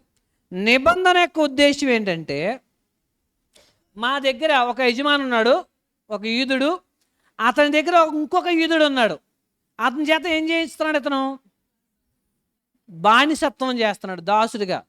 ఒక యూదుడే ఇంకొక యూదుడిని బానిసగా చేసుకున్నాడు. అయితే వీళ్ళు నిబంధన ఏం చేశారు? ఇక మీదట అలా చెయ్యము, వాళ్ళని విడిపించేస్తాం, బానిసత్వం నుంచి విడుదల చేస్తాం, స్వతంత్రంగా చేసేస్తామని ప్రజలందరూ అధిపతులందరూ నిబంధన చేశారు, మాట ఇచ్చారు. నిబంధన చేసిన తర్వాత ఏం చేశారు? 11వ వచనంలో, అయితే పిమ్మట వారు మనసు మార్చుకొని తాము స్వతంత్రులుగా పోనిచ్చిన దాసీజనులను మరలా దాసులుగాను దాసీలుగాను లోపరుచుకునరి. నిబంధన చేసినప్పుడు ఏమన్నారు? విడిపించేస్తాం, వాళ్ళు ఇక మాకు పాలేరుతనం చేయవలసిన అవసరం లేదు అన్నారు. కొన్నాళ్ళకి మనసు మార్చేసుకున్నారు. ఎవరిని దాసులుగా పని వాళ్ళని వదిలేశారో వాళ్ళు మళ్ళీ తిరిగి బానిసలుగా తీసుకెళ్ళిపోయారు. మేము మారిపోయాము, మాట తప్పము, మేము మాట తప్పము, ఈ దాసులుగా ఉన్న వాళ్ళని విడిపించేస్తాం అనడానికి నిబంధన చేశారు అధిపతులు వీళ్ళందరూ. అయితే 18వ వచనంలోకి వచ్చేసరికి ఏం చేశారో చూడండి. దేవుడు ఏం చెప్తున్నాడంటే వాళ్ళు నిబంధనని అతిక్రమించారు. దేవుని సన్నిధిని నిబంధన చేసే విధానం ఏంటంటే, జాగ్రత్తగా వినండి, దేవుని సన్నిధిని నిబంధన చేసే విధానం ఏంటంటే, ఒక దూడను కానీ, ఒక మేకను కానీ, ఒక గొర్రెను కానీ నడుముకి మధ్యలో దాన్ని కట్ చేసి ఒక భాగం అటు ఒక భాగం ఇటు వేస్తారు. ఇటు వేసి నేను మాట తప్పను, నేను ఈ నిబంధన కట్టుబడి ఉంటానని చెప్పే మనిషి ఏం చేయాలంటే ఆ భాగం మధ్యలో నడిచి వెళ్ళాలి. అలా ఎవరైతే నడిచాడో ఆ మనిషి ఏం చెప్తున్నాడు? నేను నిబంధనకి కట్టుబడి ఉంటాను. రెండో మాట, ఒకవేళ నిబంధన మీరితే ఇది ఎలా చచ్చిపోయిందో నేను కూడా అలా చచ్చిపోతాను. నేను మీకు మాట ఇస్తున్నాను, ఏమని? నేను నిబంధనని మీరను, ఈ జంతువుల మధ్య నేను నడిచి వెళ్తూ చెప్తున్నాను. ఏం చెప్తున్నాను? నేను నిబంధన మీరను, మాట తప్పను. ఒకవేళ మీరితే దీనికి పట్టిన గతే నాకు కూడా పడుతుంది అని ఒక వ్యక్తి నిబంధన చేస్తాడు. ఇద్దరు వ్యక్తులు అనుకోండి, ఇద్దరు వ్యక్తులు నడవాలన్నమాట. ఇద్దరు వ్యక్తులు నడవాలి, నడిచి ఏం చేయాలి? నిబంధన చేయాలి. అంటే మేము దానికి కట్టుబడి ఉంటాం అని. ఓకేనా? రైట్. ఇది మనసులో పెట్టుకొని ఆదికాండం 15వ అధ్యాయంలోకి రండి. ఇద్దరు వ్యక్తులు లేదా వ్యవస్థల మధ్య షరతులతో కూడిన ఒప్పందాన్ని నిబంధన అంటారు. ఇప్పుడు నిబంధన విధానంలోకి వద్దాం. ఆదికాండం 15వ అధ్యాయంలో దేవుడు ఎందుకు 2 ముక్కలుగా కోయమన్నాడు? అర్థమైందా? ఎందుకో చూద్దాం. దానికంటే ముందు 2, వాగ్దానం పట్ల నిశ్చయత నమ్మకాన్ని నిబంధన కలిగిస్తుంది. వాగ్దానానికి నిబంధనకి తేడా ఏంటంటే, వాగ్దానం వన్ సైడ్, దేవుడు మాటిచ్చాడు. నిబంధన దానిని దాటి లీగల్గా చట్ట ప్రకారంగా హక్కుల్ని ఇస్తుంది, ఖచ్చితంగా నెరవేర్చాల్సిందే మాట. నేను నిన్ను పెళ్లి చేసుకుంటాను అని ఒక వ్యక్తి ఇంకో అమ్మాయితో చెప్పాడు అనుకోండి, మీకు అర్థమైందా? అదేంటది? వాగ్దానం. అలా అని చెప్పిన వాళ్ళు చాలా మానేశారు. మరి అంటే అర్థం ఏంటి? వాళ్ళు నచ్చకపోతే మానేయచ్చు, పెళ్లి చేసుకో, జరగవు కదా. కానీ పెళ్ళి అయిన తర్వాత చూడండి, ఊరుకుంటారా? అప్పుడు ఏమి ఇవ్వాలి? విడాకులు ఇవ్వాల్సి వస్తుంది. ఎందుకు? నిబంధనలు. మాటని ఏది స్థిరపరుస్తుంది? నిబంధన స్థిరపరుస్తుంది. Guarantee, assurance. దేవుడు వాగ్దానం చేశాడు. వాగ్దానం చేసినప్పుడు ప్రభువా నాకు ఎట్లు తెలుస్తుంది, ప్రభువా అని అడిగిన. అదే కదా, నీకు నమ్మకం కలగాలదే. ఓకే, అయితే పని చేయి అని చెప్పి బలిచ్చిన జంతువుల మధ్య నడిచిన వ్యక్తి తాను ఆ నిబంధన మేరను అని, మీరితే ఆ జంతువులే నశించిపోతానని అంగీకరిస్తాడు. తద్వారా తాను మాటకు కట్టుబడి ఉంటానని హామీ ఇస్తాడు. ఇప్పుడు చూడండి, హైలైట్ విషయం ఏంటంటే, అబ్రహాం దగ్గరికి వద్దాం. 15వ అధ్యాయంలో నెక్స్ట్ అవన్నీ తీసుకొని ఇది జరుగుతుంది చూద్దాం. మీకు ఇంకా మనం ముందుకెళ్ళేసరికి అర్థమవుతుంది. అయితే సింపుల్గా చూడండి, అక్కడ నడిచింది ఎవరో మీకు అర్థమవుతుంది. చూడండి, 17 15 మరియు ప్రొద్దుగూకినప్పుడు, చీకటి పడినప్పుడు, రాజుచున్న పొయ్యు అగ్నిజ్వాలయు కనబడి ఆ ఖండముల మధ్య నడిచిపోయెను. ఎవరి అగ్ని? ఇప్పుడు ఈ ఖండముల మధ్య, బలిచ్చిన జంతువుల ఖండముల మధ్య నడిచెళ్ళింది ఎవరు? అగ్నిజ్వాల ఆయనే కదా. అగ్నికి ఇప్పుడు నడిచెళ్ళి అబ్రహాంకి ఏం చెప్పాడు? ఇప్పుడు మీకు అర్థమైందా? నేను నీకు మాట ఇచ్చాను అబ్రహాము. మాట ఇవ్వడమే కాదు, ఏం చేశాను? నిబంధన చేశాను. నేను చచ్చిన మాట తప్పు. ఇప్పుడు నడిచెళ్ళింది ఎవరు? దేవుడు. ఈ నడిచెళ్ళినోడు మాట తప్పడు అనేది వాళ్ళకి తెలిసిన విధానం. ఇలా మధ్యలో నడిచెళ్ళినవాడు మాట తప్పడు. తప్పితే తను తాను శపించుకున్నవాడు అవుతాడు, ఆ దూడవలే నశించిపోతాడు అని.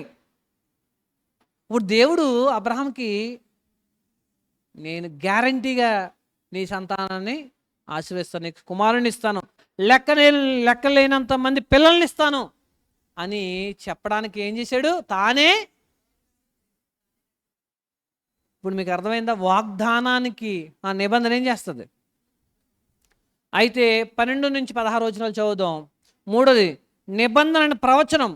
అయితే ఇది జరగడానికి ముందుగానే, నడిచి వెళ్ళడానికి ముందుగానే అబ్రహాం ఇంకా వెయిట్ చేస్తున్నాడు దేవుడు వస్తాడని. అయితే దేవుడు ఏం మాట్లాడుతున్నాడు చూడండి, 12, 16 వచనాలు. పొద్దుగుంకపోయినప్పుడు అబ్రహామునికి గాఢ నిద్ర పట్టెను. భయంకరమైన కటిక చీకటి అతన్ని కమ్మగా, ఆయన నీ సంతతి వారు తమది కాని పరదేశమందు నివసించి ఆ దేశపు వారికి దాసులుగా ఉందురు. నిబంధన ప్రవచనం అంటే అర్థం ఏంటంటే, ఇక్కడ ప్రవచనం అంటే ఫ్యూచర్, భవిష్యత్తులో ఏం జరగబోతుంది. తర్వాత కండిషనల్, అదేవిధంగా నిబంధనలో నియమాలు ఉంటాయి, అది చూద్దాం నెక్స్ట్. తర్వాత అబ్రహాం గురించి చెప్పాడు, అబ్రహాం సంతానం గురించి చెప్పాడు, అబ్రహాం గురించి చెప్పాడు. సో 12 నుంచి 16 వచనాల్లో ఒకసారి మీరు అందరూ చదువుకుంటే మనకు అర్థం అవుతుంది. రైట్, నెక్స్ట్ మొదటి విషయం ఏం చెప్పాడు చూడండి. నిబంధన ప్రవచనంలో ఉన్న విషయాలు. నెంబర్ 1, నీ సంతతి పరాయి దేశంలో దాసులుగా ఉంటారు, మొదటిది. 2, బానిసత్వ కాలం. ఎంతకాలం? 400 సంవత్సరాలు నీ సంతానం వేరొక దేశంలో బానిసలుగా ఉంటారు. తర్వాత దేవుడు, అంటే ఆ కాలం అయిపోయిన తర్వాత దేవుడు వారికి తీర్పు తీర్చి ఏం చేశాడు? ఆ దేశం ఏంటో మనకు తెలుసు, నిర్గమాకాండం. వినండి, నిర్గమాకాండంలో ఏం జరిగిపోతుందో ఆదికాండం 15 అధ్యాయంలో చెప్పాడు. నిర్గమాకాండంలో ఏం జరుగుతుందో ఆదికాండం 15 అధ్యాయంలో చెప్పేశాడు. తర్వాత వచ్చేటప్పుడు విస్తారమైన ఆశతో బయలుదేరుతారు. తర్వాత అబ్రహాంతో చెప్తున్నాడు చూడండి. అబ్రహాంతో ఏమని? చదవండి. నీవు క్షేమంగా బ్రతుకుతావు, నిండు వృద్ధాప్యమందు మరణిస్తావు. అబ్రహాంకి ఏమైనా భయం ఏమైనా ఉంటుందా? ఇప్పుడు మీకు అబ్రహాం వయసు అని చెప్పండి, ఇది చెప్పేసరికి 85 దాకా ఉంటాయి. శత్రువులను చంపరు. ఎంత బాగున్నమాట. నిండు వృద్ధాప్యమందు మరణిస్తావు. కంప్లీట్గా ఈ జీవితాన్ని అనుభవించే మరణిస్తావు. భయపడకుము, నేనే నీకు కేడు. 1, నా పిల్లల్ని నేను చూస్తానా లేదో ఆందోళన. దేవుడు అబ్రహాంకి ఏం చెప్పాడు? నిండు వృద్ధాప్యమందు మరణిస్తావు. ఈ మధ్య కాలంలోనే అబ్రహాంకి ఏం అవసరమో అవన్నీ దేవుడు అనుగ్రహించాడు. రైట్. ఈ 12 నుంచి 16 వచనాల్లో ఇంకో మాట ఉంది. నీ 4వ తరం వారు ఇక్కడికి వస్తారు. అమోరీయుల అక్రమం ఇంకనూ పరిపూర్ణం కాలేదు కాబట్టి జాగ్రత్తగా వినండి. దేవుడు వాగ్దానాలకి నెరవేరుస్తాడు అన్నది ఎంత నిజమో, ఆయన న్యాయవంతుడు అనేది అంతే నిజం. ఎట్ ద సేమ్ టైం ఆయన నమ్మకస్తుడు అనేది ఎంత నిజమో, ఆయన కృపగలవాడు అనేది కూడా అంతే నిజం. అమోరీయులు ఈ ప్రాంతంలో ఉన్నారు, కనాను దేశంలో ఉన్నారు. వారి అక్రమం పూర్తయితే దేవుడు వాళ్ళని బయటికి తీసేస్తాడు. అప్పటి వరకు ఏం చేయాలి? నీ సంతానం ఎదురు చూడాలి, ఎదురు చూడాలి. రైట్, ఇప్పుడు చిన్న వాటర్ బ్రేక్ తీసుకోండి, ఒక 5 నిమిషాలు. ఇలాగా ఒక వీడియో సాంగ్ చూద్దాం. దేవుడు అబ్రహాంకి తన సంతానం ముందు అబ్రహాం పరిస్థితి ఏమవుతో చెప్పాడు. క్షేమంగా బ్రతుకుతావు, నిండు వృద్ధాప్యమందు మరణిస్తావు, భయపడాల్సిన అవసరం ఏమీ లేదు. 2, నీ సంతతి విషయానికి వస్తే వారు 400 సంవత్సరాలు పరాయి దేశంలో బానిసలుగా ఉంటారు. తర్వాత నేను వారికి తీర్పు తీరుస్తాను శత్రువులకి. వారు విస్తారమైన ఆశతో బయలుదేరతారు.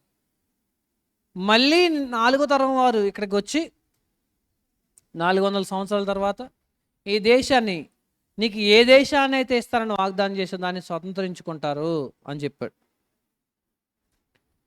అయితే మనం నెక్స్ట్ పార్ట్లోకి వెళ్తున్నాం. మొదటి 6 వచనాలు వాగ్దానం చూసాం, నిబంధనకు సిద్ధపాటు చూసాం, నిబంధన ప్రవచనం భవిష్యత్తులో ఏం జరుగుతుందో చూసాం. ఇప్పుడు నిబంధనని చేయడం, నిబంధన స్థిరపరచడం చూస్తాం 17వ వచనం దగ్గర నుంచి. మరియు ప్రొద్దుగుంకి చీకటి పడినప్పుడు, ఇందాకటి వరకు మీకు చెప్పినట్టుగా జంతువులను బలిచ్చి దేని ఖండాన్ని దాని ఎదురుగా ఉంచి మధ్యలో ఖాళీ ఏర్పాటు చేస్తే దారిలో ఎవరు నడిచి వెళ్తారో ఆ వెళ్ళిన వ్యక్తి నిబంధనకు కట్టుబడి ఉంటాను అని వాగ్దానం చేసినట్టు, మాట ఇచ్చినట్టు, ఆ నిబంధనని స్థిరపరిచినట్టు. ఇప్పుడు అబ్రహాము ఖండించి వదిలేసిన ఆ జంతువుల మధ్యలో, ఖండముల మధ్య ఎవరు నడిచి వెళ్ళారు? అగ్ని.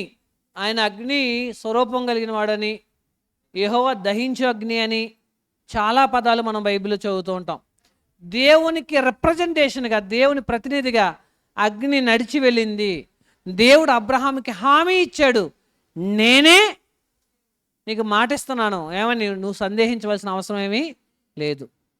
నీ జీవితంలో భవిష్యత్తులో నువ్వు ఉన్నా లేకపోయినా ఏం జరుగుతుందో తెలుసా అని అన్నీ చెప్పిన తర్వాత అవన్నీ దేవుడు తప్పకుండా నెరవేరుస్తాడు అనడానికి తాను ఖండముల మధ్య నడిచి వెళ్ళాడు.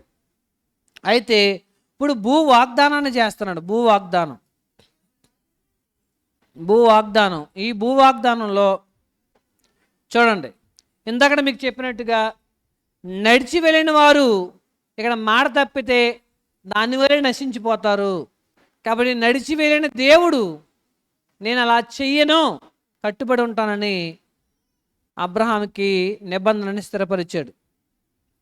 తర్వాత ఖండించబడిన జంతువుల మధ్య దేవుడే నడిచి తాను మాట తప్పనని అబ్రహాంకి అర్థమయ్యేలా తాను నిబంధన మేరునని ఆ విధంగా నిబంధనని స్థిరపరిచాడు.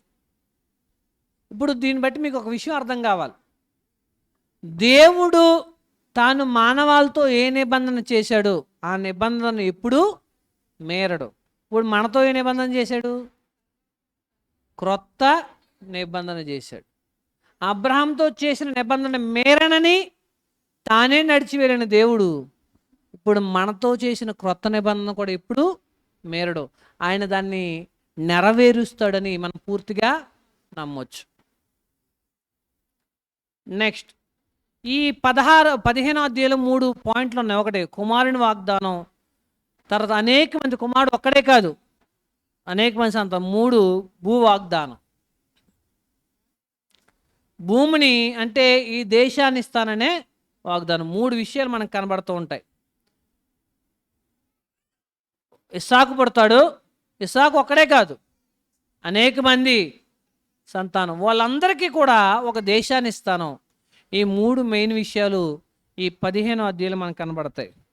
అయితే ఇప్పుడు మనం 2 విషయాలు కూడా మాట్లాడుకున్నాం. మూడో విషయం ఏంటి? భూ వాగ్దానం.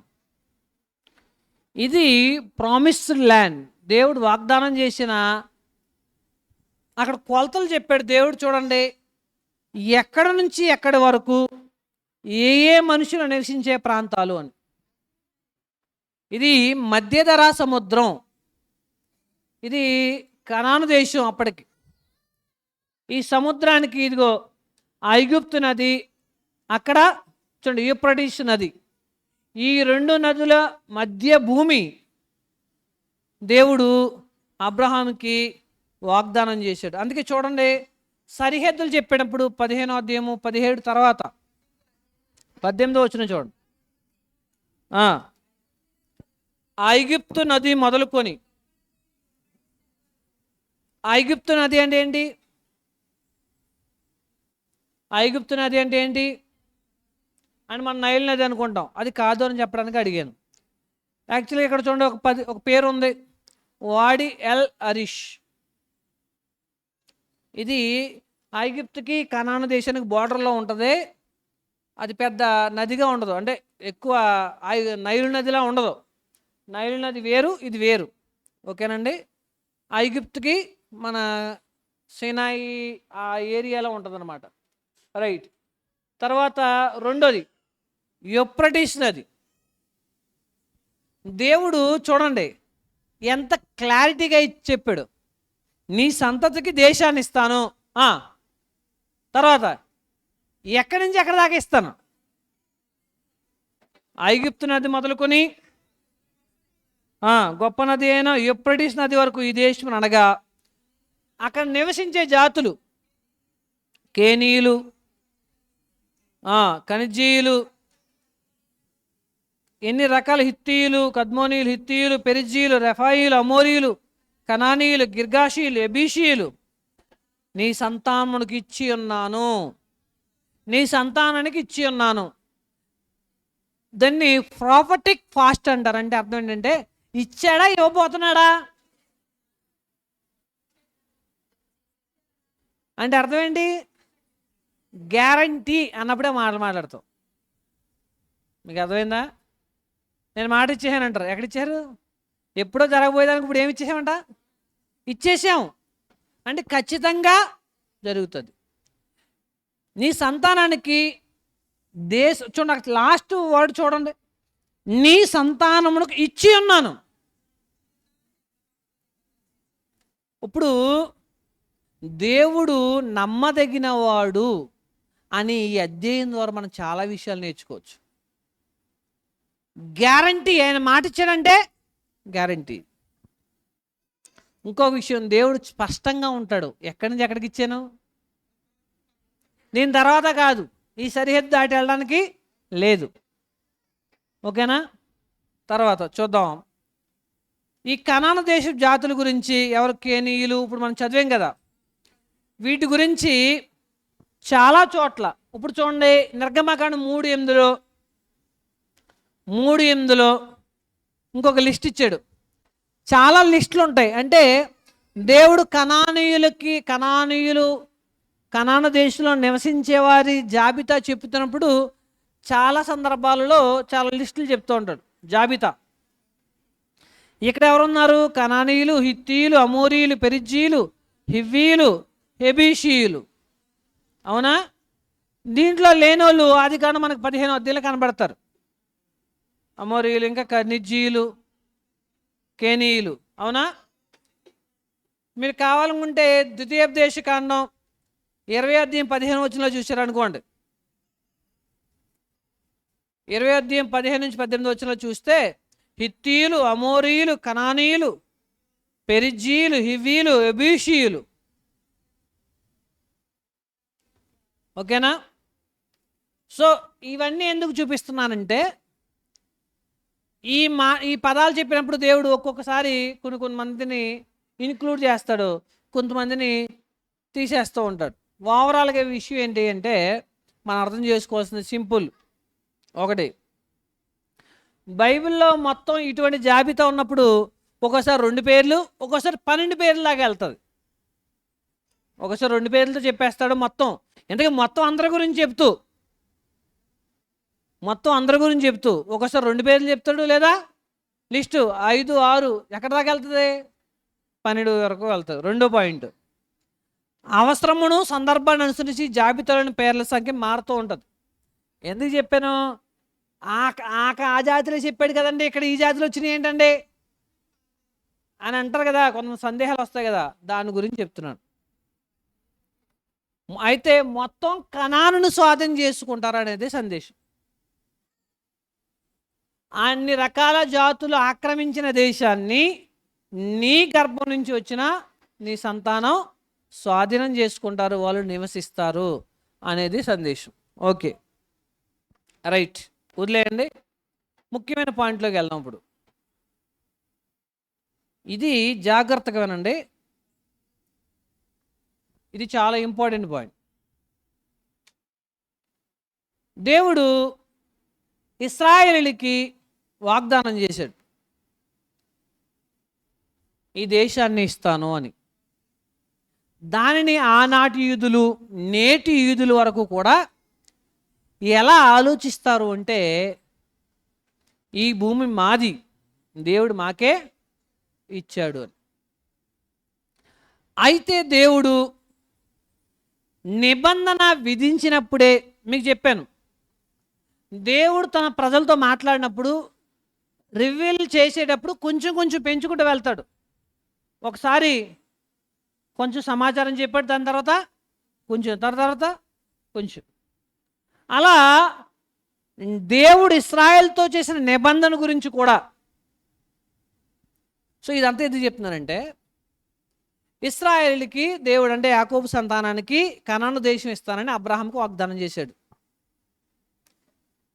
వీళ్ళేమనుకుంటున్నారు అంటే, మనుషులు, దేవుడు మాట ఇచ్చాడు, మేము ఎలా ఉన్నా సరే ఆ దేశం మాది అనుకుంటారు. ఆ దేశం మీకు ఇస్తాను అని చెప్పిన దేవుడు వాగ్దానం చేసినప్పుడే షరతులు విధించాడు. జాగ్రత్తగా వినండి, ఇది మనకు తెలియాల్సిన దేవుడు. దేవుడు నమ్మదగినవాడు, మాట ఇచ్చాడంటే నెరవేరుస్తాడు. దేవుడు నిబంధన చేస్తాడు, నిబంధన చేశాడంటే నువ్వు వెనక్కి తిరిగి చూసుకోవాల్సిన అవసరం లేదు. ఎట్ ద సేమ్ టైం, అదే సమయంలో, ఓకే, దేవుడు నాకు పరలోకం ఇస్తానని నిబంధన చేశాడు. నేను యేసుక్రీస్తు రక్తాన్ని ఎప్పుడైతే విశ్వసించి బాప్తిసం పొందానో నాకు వాగ్దానం చేశాడు, ఏమిస్తానని? పరలోకం ఇస్తానని. మనుషులు ఏం కోరుకుంటారు? ఓకే, దేవుడు మాట ఇచ్చేశాడు కాబట్టి నేను ఎలా ఉంటే ఏంటి?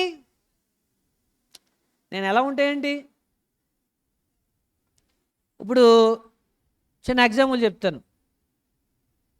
కొడుకు కూతురు బాగానే ఉన్నప్పుడు, మాట విన్నప్పుడు భార్యాభర్తలు మాట్లాడుకుంటారు, ఈ 1/2 ఎకరం పెద్ద కొడుక్కి, 1/2 ఎకరం కూతురికి అని. కొన్నాళ్ళు అయిన తర్వాత ఆ కూతురు తండ్రి చెప్పిన మాట వినకుండా పెళ్లి చేసుకుని వచ్చింది అనుకోండి, అప్పుడు ఏమంటాడు? నా కూతురు చచ్చింది అనుకుంటాను, ఈ రోజు నుంచి నాకు నా కూతురికి సంబంధం లేదు, ఈ 1/2 ఎకరం కూడా ఎవడికే? అప్పుడు మాట ఇచ్చావు, నా కూతురు నా బంగారం అన్నావు, నా ఆయుష్ అన్నావు, లేకపోతే ఇంకోటి ఏదో అన్నావు, ప్రమాణాలు చేసేసావు. ఇప్పుడు ఏమైంది మీకు? ఇప్పుడు అర్థమైందా? దేవుడు కూడా సేమ్ అంతే. ఇప్పుడు ఈ కూతురు ఏమంటది? మీరు మాట తప్పారు. నువ్వేం చెప్పావు? మడం తిప్పావు. నువ్వు మడం తిప్పావు కాబట్టి ఆయన, అది దేవుడు ముందే చెబుతాడు. జాగ్రత్తగా రండి, మనం కూడా మన పిల్లలకి చెప్పాలి. లేకపోతే వీళ్ళు కూడా మనకు డైలాగులు వేస్తారు, ఏమని? నాకేం చెప్పారు? నా పెళ్ళికి అది ఇస్తానన్నారు, ఇది ఇస్తానన్నారు, మరి చూస్తే ఇస్తానన్నారు. ఇప్పుడు కనీసం ఏం లేదు, చివరి చూపు తప్ప ఇంకే చూపు లేదు, అంటే చచ్చిపోయిన తర్వాత రావడం తప్ప ఇంకేమీ లేదు. ఇప్పుడు ఈ తల్లిదండ్రులకు ఏమనిపిస్తుంది? మీకు అర్థమైందా? కాబట్టి దేవుడు ఎటువంటి నిబంధన చేసి, ఇప్పుడు జాగ్రత్తగా వినండి. ద్వితీయోపదేశకాండం ఇప్పుడు కొంచెం జాగ్రత్తగా, ఎందుకంటే దేవుడిని అర్థం చేసుకోవాలి మనం. ఎప్పుడైతే దేవుడిని సరిగ్గా అర్థం చేసుకుంటాం, జీవితాన్ని సెట్ చేసుకుంటాం, సరిగ్గా నడుచుకుంటాం, మనం దేవుణ్ణి అపార్థం చేసుకుంటున్నాం. దేవుడు తనేంటో మనకి చాలా స్పష్టంగా చెప్పాడు. 6వ అధ్యాయం 10వ వచనంలో, నీ దేవుడని యెహోవా నీ పితరులైన అబ్రహాము, ఇస్సాకు, యాకోబులతో ప్రమాణం చేశాడు. ఏం చేశాడు? ఆయన ప్రమాణం చేశారంటే ఖచ్చితంగా ఆ దేశంలో ప్రవేశపెట్టి కనాను దేశాన్ని నీకు ఇచ్చి, నీవు కట్టని గొప్పవగు మంచి పురములను, నీవు నింపని మంచి ద్రవ్యముల చేత నింపబడిన ఇండ్లను, త్రవ్వని బావులను, నాటని తోటలను నీకిచ్చి నీవు తిని తృప్తి పొందిన తర్వాత దాసుల గృహమైన ఐగుప్తు దేశంలో నిన్ను రప్పించిన యెహోవాని మరువకుండా జాగ్రత్త పడు. జాగ్రత్తగానండి. ఎందుకు జాగ్రత్త పడాలి? ఇప్పుడు మీకు 13, 14, 15 వచనాలు చదివితే ఇప్పుడు జాగ్రత్తగానండి. దేవుడు మాట ఇచ్చాడంట, వాగ్దానం చేసిన దేశాన్ని తీసుకొచ్చేసాడు. ఇప్పుడు దేవుడు ఏం చేశాడు? ఈ దేశాన్ని మాకు ఇస్తానని ఇచ్చాడు. ఈ దేశం ఎవరిదే? మాదే. అయితే దేవుడు జాగ్రత్త పడు అన్నాడు. ఎందుకు జాగ్రత్త పడాలి? దేవుడు అని యెహోవాను ప్రమాణం చేయాలి, మాట తప్పకూడదు. ఇతర దేవతలను అంటే కనానీయుల దేవతలను మీరు పూజించకూడదు. తర్వాత నీ దేవుడని యెహోవా రోషం గల దేవుడు కనుక ఆయన కోపాగ్ని మీద రగులు దేశంలో నిన్ను ఉండకుండా, అదే అండర్లైన్ చేయండి, దేశంలో నిన్ను ఉండకుండా నిన్ను నశింపజేస్తాను. ఇప్పుడు దేవుడు అంటే ఏంటో మనకు తెలియాలి. ఇప్పుడు మాట ఇచ్చింది ఎవరు? దేశాన్ని ఇస్తానని. వాగ్దానం చేసింది ఆయనే. అబ్రహాం, ఇస్సాకు, యాకోబులకి ప్రమాణం చేశాడు. ప్రమాణం చేసి దేశాన్ని ఇచ్చాడు. అయితే ఇప్పుడు ఏం చేస్తానంటున్నాడు? దేవుని వాగ్దానాలు, నిబంధనలు షరతులతో ఉంటాయి. అది గుర్తుపెట్టుకో. షరతులు.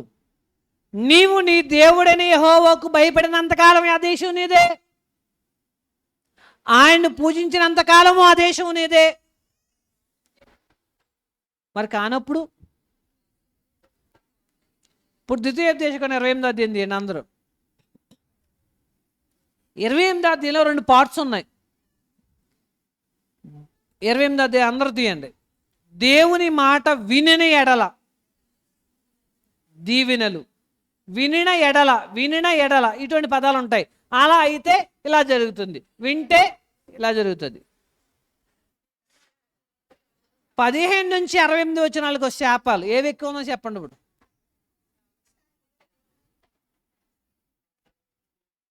దీవెనలు చెప్పడానికి 14 వచనాలు వాడాడు ఆయన.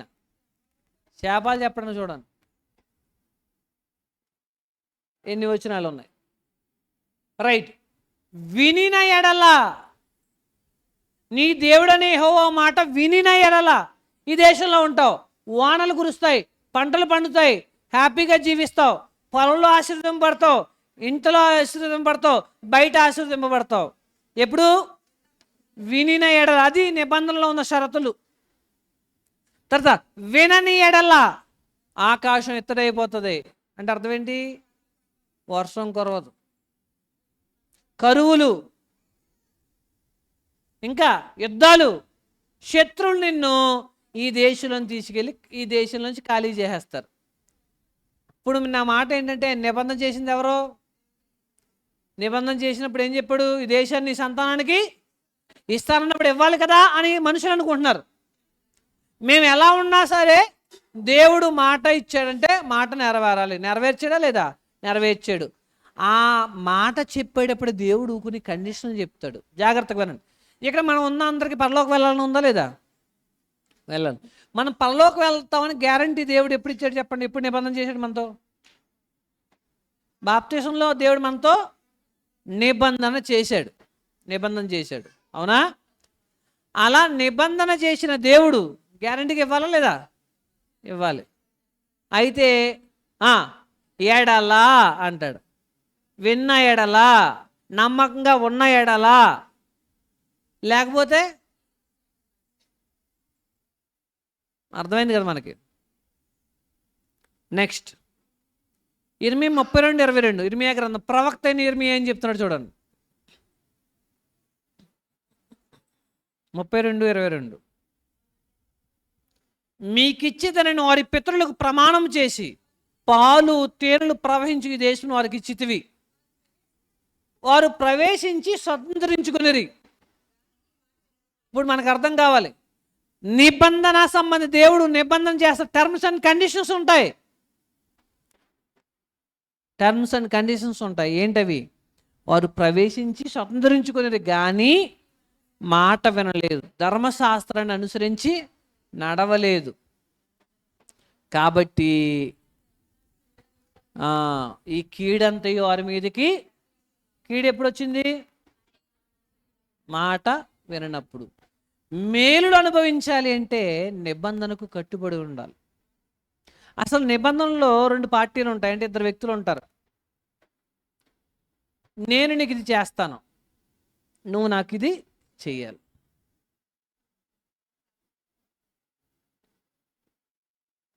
నేను ఇది నీకు చేస్తాను.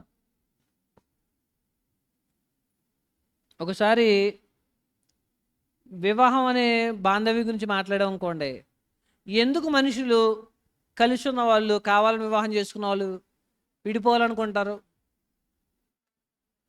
ఆ వ్యక్తి నాకు ఏ నిబంధన చేశాడో దాన్ని ఇప్పుడు మీరుతున్నాడు. పెళ్ళిలోనే ప్రమాణాలు చేశాం, ఇప్పుడు దాన్ని మీరితే దానికి అర్థం ఉండదు. వివాహ జీవితం ఒక నిబంధన బాంధవ్యం. దేవుడు మనుషులతో ఏర్పాటు చేసుకున్న బంధం కూడా నిబంధన బాంధవ్యం. దీంట్లో ఆయన ఎప్పుడు నమ్మకంగానే ఉంటాడు, ఆయన ఎప్పుడు మేరడు. ఆయన కండిషన్ చెప్పాడు, ఏమని? ఇది నీవు ఇలా ఉంటే నీకు వర్షము, పంటలు, సమృద్ధి, ఆశీర్వాదాలు. నీవు ఇది లేనప్పుడు మరి ఇది పరిస్థితి. ఇప్పుడు సమస్య దేవుడు వలన మన వలన? మన వలన. ఇది అర్థం కాకుండా మనుషులు మేము ఎలాగున్నా సరే దేవుడు మమ్మల్ని ఆశీర్వదించాలనుకుంటారు. అటువంటి దేవుడు బైబిల్లో లేడు. అటువంటి దేవుడు మనకు బయలుపరచబడలేదు, మనం ఏర్పాటు చేసుకున్నాం అంతే. మన దేవుడు కూడా అలాగే ఉండాలి. ద్వితీయోపదేశకాండం 31వ అధ్యాయము. దేవుడు మోషే చివరి రోజు, అంటే చివరి రోజుల్లో, మోషే చనిపోవడానికి ముందుగా చివరి రోజుల్లో ఏం చెప్తున్నాడు చూడండి. 31:16 నుంచి చదువుదాం. మోషే మరణ దినాలు సమీపించిన తర్వాత యెహోషువాని ఏర్పాటు చేయమని చెప్పిన తర్వాత 16 వచనం దగ్గర నుంచి అందరూ చదవండి. దేవుడు భవిష్యత్తు చెప్పాడు చూడండి. నీవు ఇదిగో నీ పితలతో పండుగను పోవచ్చు, నిద్రపోతున్నావు, చనిపోతావు. తర్వాత ఈ జనులు లేచి ఎవరు దేశమున తాము చేరి వారి నడుమున ఉందురో ఆ జనుల మధ్యన వ్యభిచారులే, ఆ అన్యుల దేవతల వెంటనే వెళ్ళి నన్ను విడిచి నేను వారితో చేసిన నిబంధనను. ఇప్పుడు నిబంధన మీరితే ఏమవుతుందో చూడండి. నిబంధన మీరితే ఏమవుతుంది? 17వ వచనం. కావున నా కోపం వారి మీద రగులుకొనును, నేను వారిని విడిచి వారికి విరోధి నగుదును, వారు క్షీణించిపోదురు, విస్తారమైన కీడులు ఆపదలు వారికి ప్రాప్తించును. ఆ దినమున వారు మన దేవుడు మన మధ్య ఉండకుండా పోయినందున కదా ఈ కీడులు మనకి ప్రాప్తించును అనుకుందురు. చాలండి. ఏమైపోతారంట? క్షీణించిపోతారు, నశించిపోతారు. సింపుల్గా ఒక ముక్కలో చెప్పాడు, నిబంధనను మీరుదు. దేవుడు అబ్రహాంతో చేసిన, ఎవరితో చేసిన, నేడు మనతో కూడా ఒక నిబంధన చేశాడు. ఏంటి ఆ నిబంధన? క్రొత్త నిబంధన. ఇవి కీర్తనలు 132 కూడా చూద్దాం. మనం కనుక్కులో చేద్దాం ఈ భాగాన్ని. కీర్తనలు 132:11. నీ గర్భఫలము నీ రాజ్యమని నియమింతును, నీ కుమారుడు నా నిబంధనను గైకొని ఎడల, నేను వారికి బోధించిన ఆ శాసనం వారు అనుసరించిన ఎడల వారి కుమారులు కూడా నీ సింహాసనం మీద నిత్యము కూర్చు. యెహోవా సత్య ప్రమాణము దావీదుతో, ఆయన మాట, దేవుడు మాట తప్పనివాడు. ఎప్పుడు? అది గుర్తుపెట్టుకోండి. దేవుడు మాట ఎప్పుడు తప్పడు. పరలోకం ఇస్తానన్నాడు, ఇస్తాడు. యేసుక్రీస్తునందు విశ్వాసం ఉంచి బాప్తిసం పొందరా, పాపాలు క్షమిస్తాడు. కడవరకు నమ్మకంగా ఉంటే నిత్య జీవితం ఇస్తాడు. పైన చాలా క్లియర్గా చెప్పాడు. ఆయన మాట తప్పడు. ఎప్పుడు తప్పడు? మనం మార్గాలు తప్పనప్పుడు. సో ఇది ఓవరాల్గా. ఇప్పుడు యేసుక్రీస్తు ద్వారా మనకు నిత్యమైన నిబంధన చేశాడు. ఈ నిబంధనలు కూడా ఆయన ఒక మాట చెప్తాడు. ఏమని? మనం నమ్మకంగా ఉన్నంతకాలం మనం ఏమవుతాం? రక్షింపబడుతాం, నిత్య జీవితాన్ని పొందుకుంటాం. మిగతా భాగాన్ని మనం ఆఫ్టర్నూన్ సెషన్లో చూద్దాం. ఓకే, ఇప్పటి వరకు 15వ అధ్యాయంలో ఏం చూసాం? దేవుడు అబ్రహాము కుమారునిస్తానన్న వాగ్దానం చూసాం. అది నమ్మడానికి అనుకూలంగా నిబంధనని, ఇదిగో అబ్రహాము నేను చెప్పినట్టుగా ఆ కోడెలు మేకలు గువ్వల్ని తీసుకురా, ఖండించు అని చెప్పాడు. తర్వాత దేవుడు అబ్రహాముతో నిబంధన చేశాడు, నేను మాటిస్తున్నాను, మాట తప్పను అని. దాన్ని ఆధారం చేసుకుని అబ్రహాముకి ధైర్యం వచ్చింది, అభయం వచ్చింది. తర్వాత అతని తర్వాత కూడా ఏం జరుగుతుందో చెప్పాడు. అయితే దాన్ని కొంతమంది అపార్థం చేసుకుని ఏమనుకుంటారు? మేము ఎలా ఉన్నా పర్లేదు అని అనుకుంటారు. అయితే దేవుడు నిబంధన చెప్పినప్పుడు దాంట్లో షరతులు కూడా చెబుతాడు. కాబట్టి రక్షణ పొందిన వారు దేవుణ్ణి కొత్త నిబంధనలోకి వచ్చారు. ఈ కొత్త నిబంధనలోకి వచ్చిన వారు ఏమవ్వాలి? దేవుని నిబంధనని అనుసరిస్తూ నడవాలి. లేకపోతే మనం కూడా ఏమవుతాం? నశించిపోతాం. కాబట్టి దేవుడు నమ్మదగిన వాడు అని, దేవుడు మాట తప్పని వాడు అని, దేవుడు నిబంధన సంబంధి అని మనకి ఆదికాండం 15వ అధ్యాయము చెబుతుంది. అదేవిధంగా విశ్వాసం వలన నీతి చూసాం కదా మనం. విశ్వాసం వలనైనా నీతి, క్రియల వలన కాదు. దేవుని నమ్మడం వల్ల మనం నీతిమంతులుగా తీర్చబడతాం. అట్టి నీతిని యేసుక్రీస్తు రక్తం ద్వారా మనకు అనుగ్రహించిన దేవునికి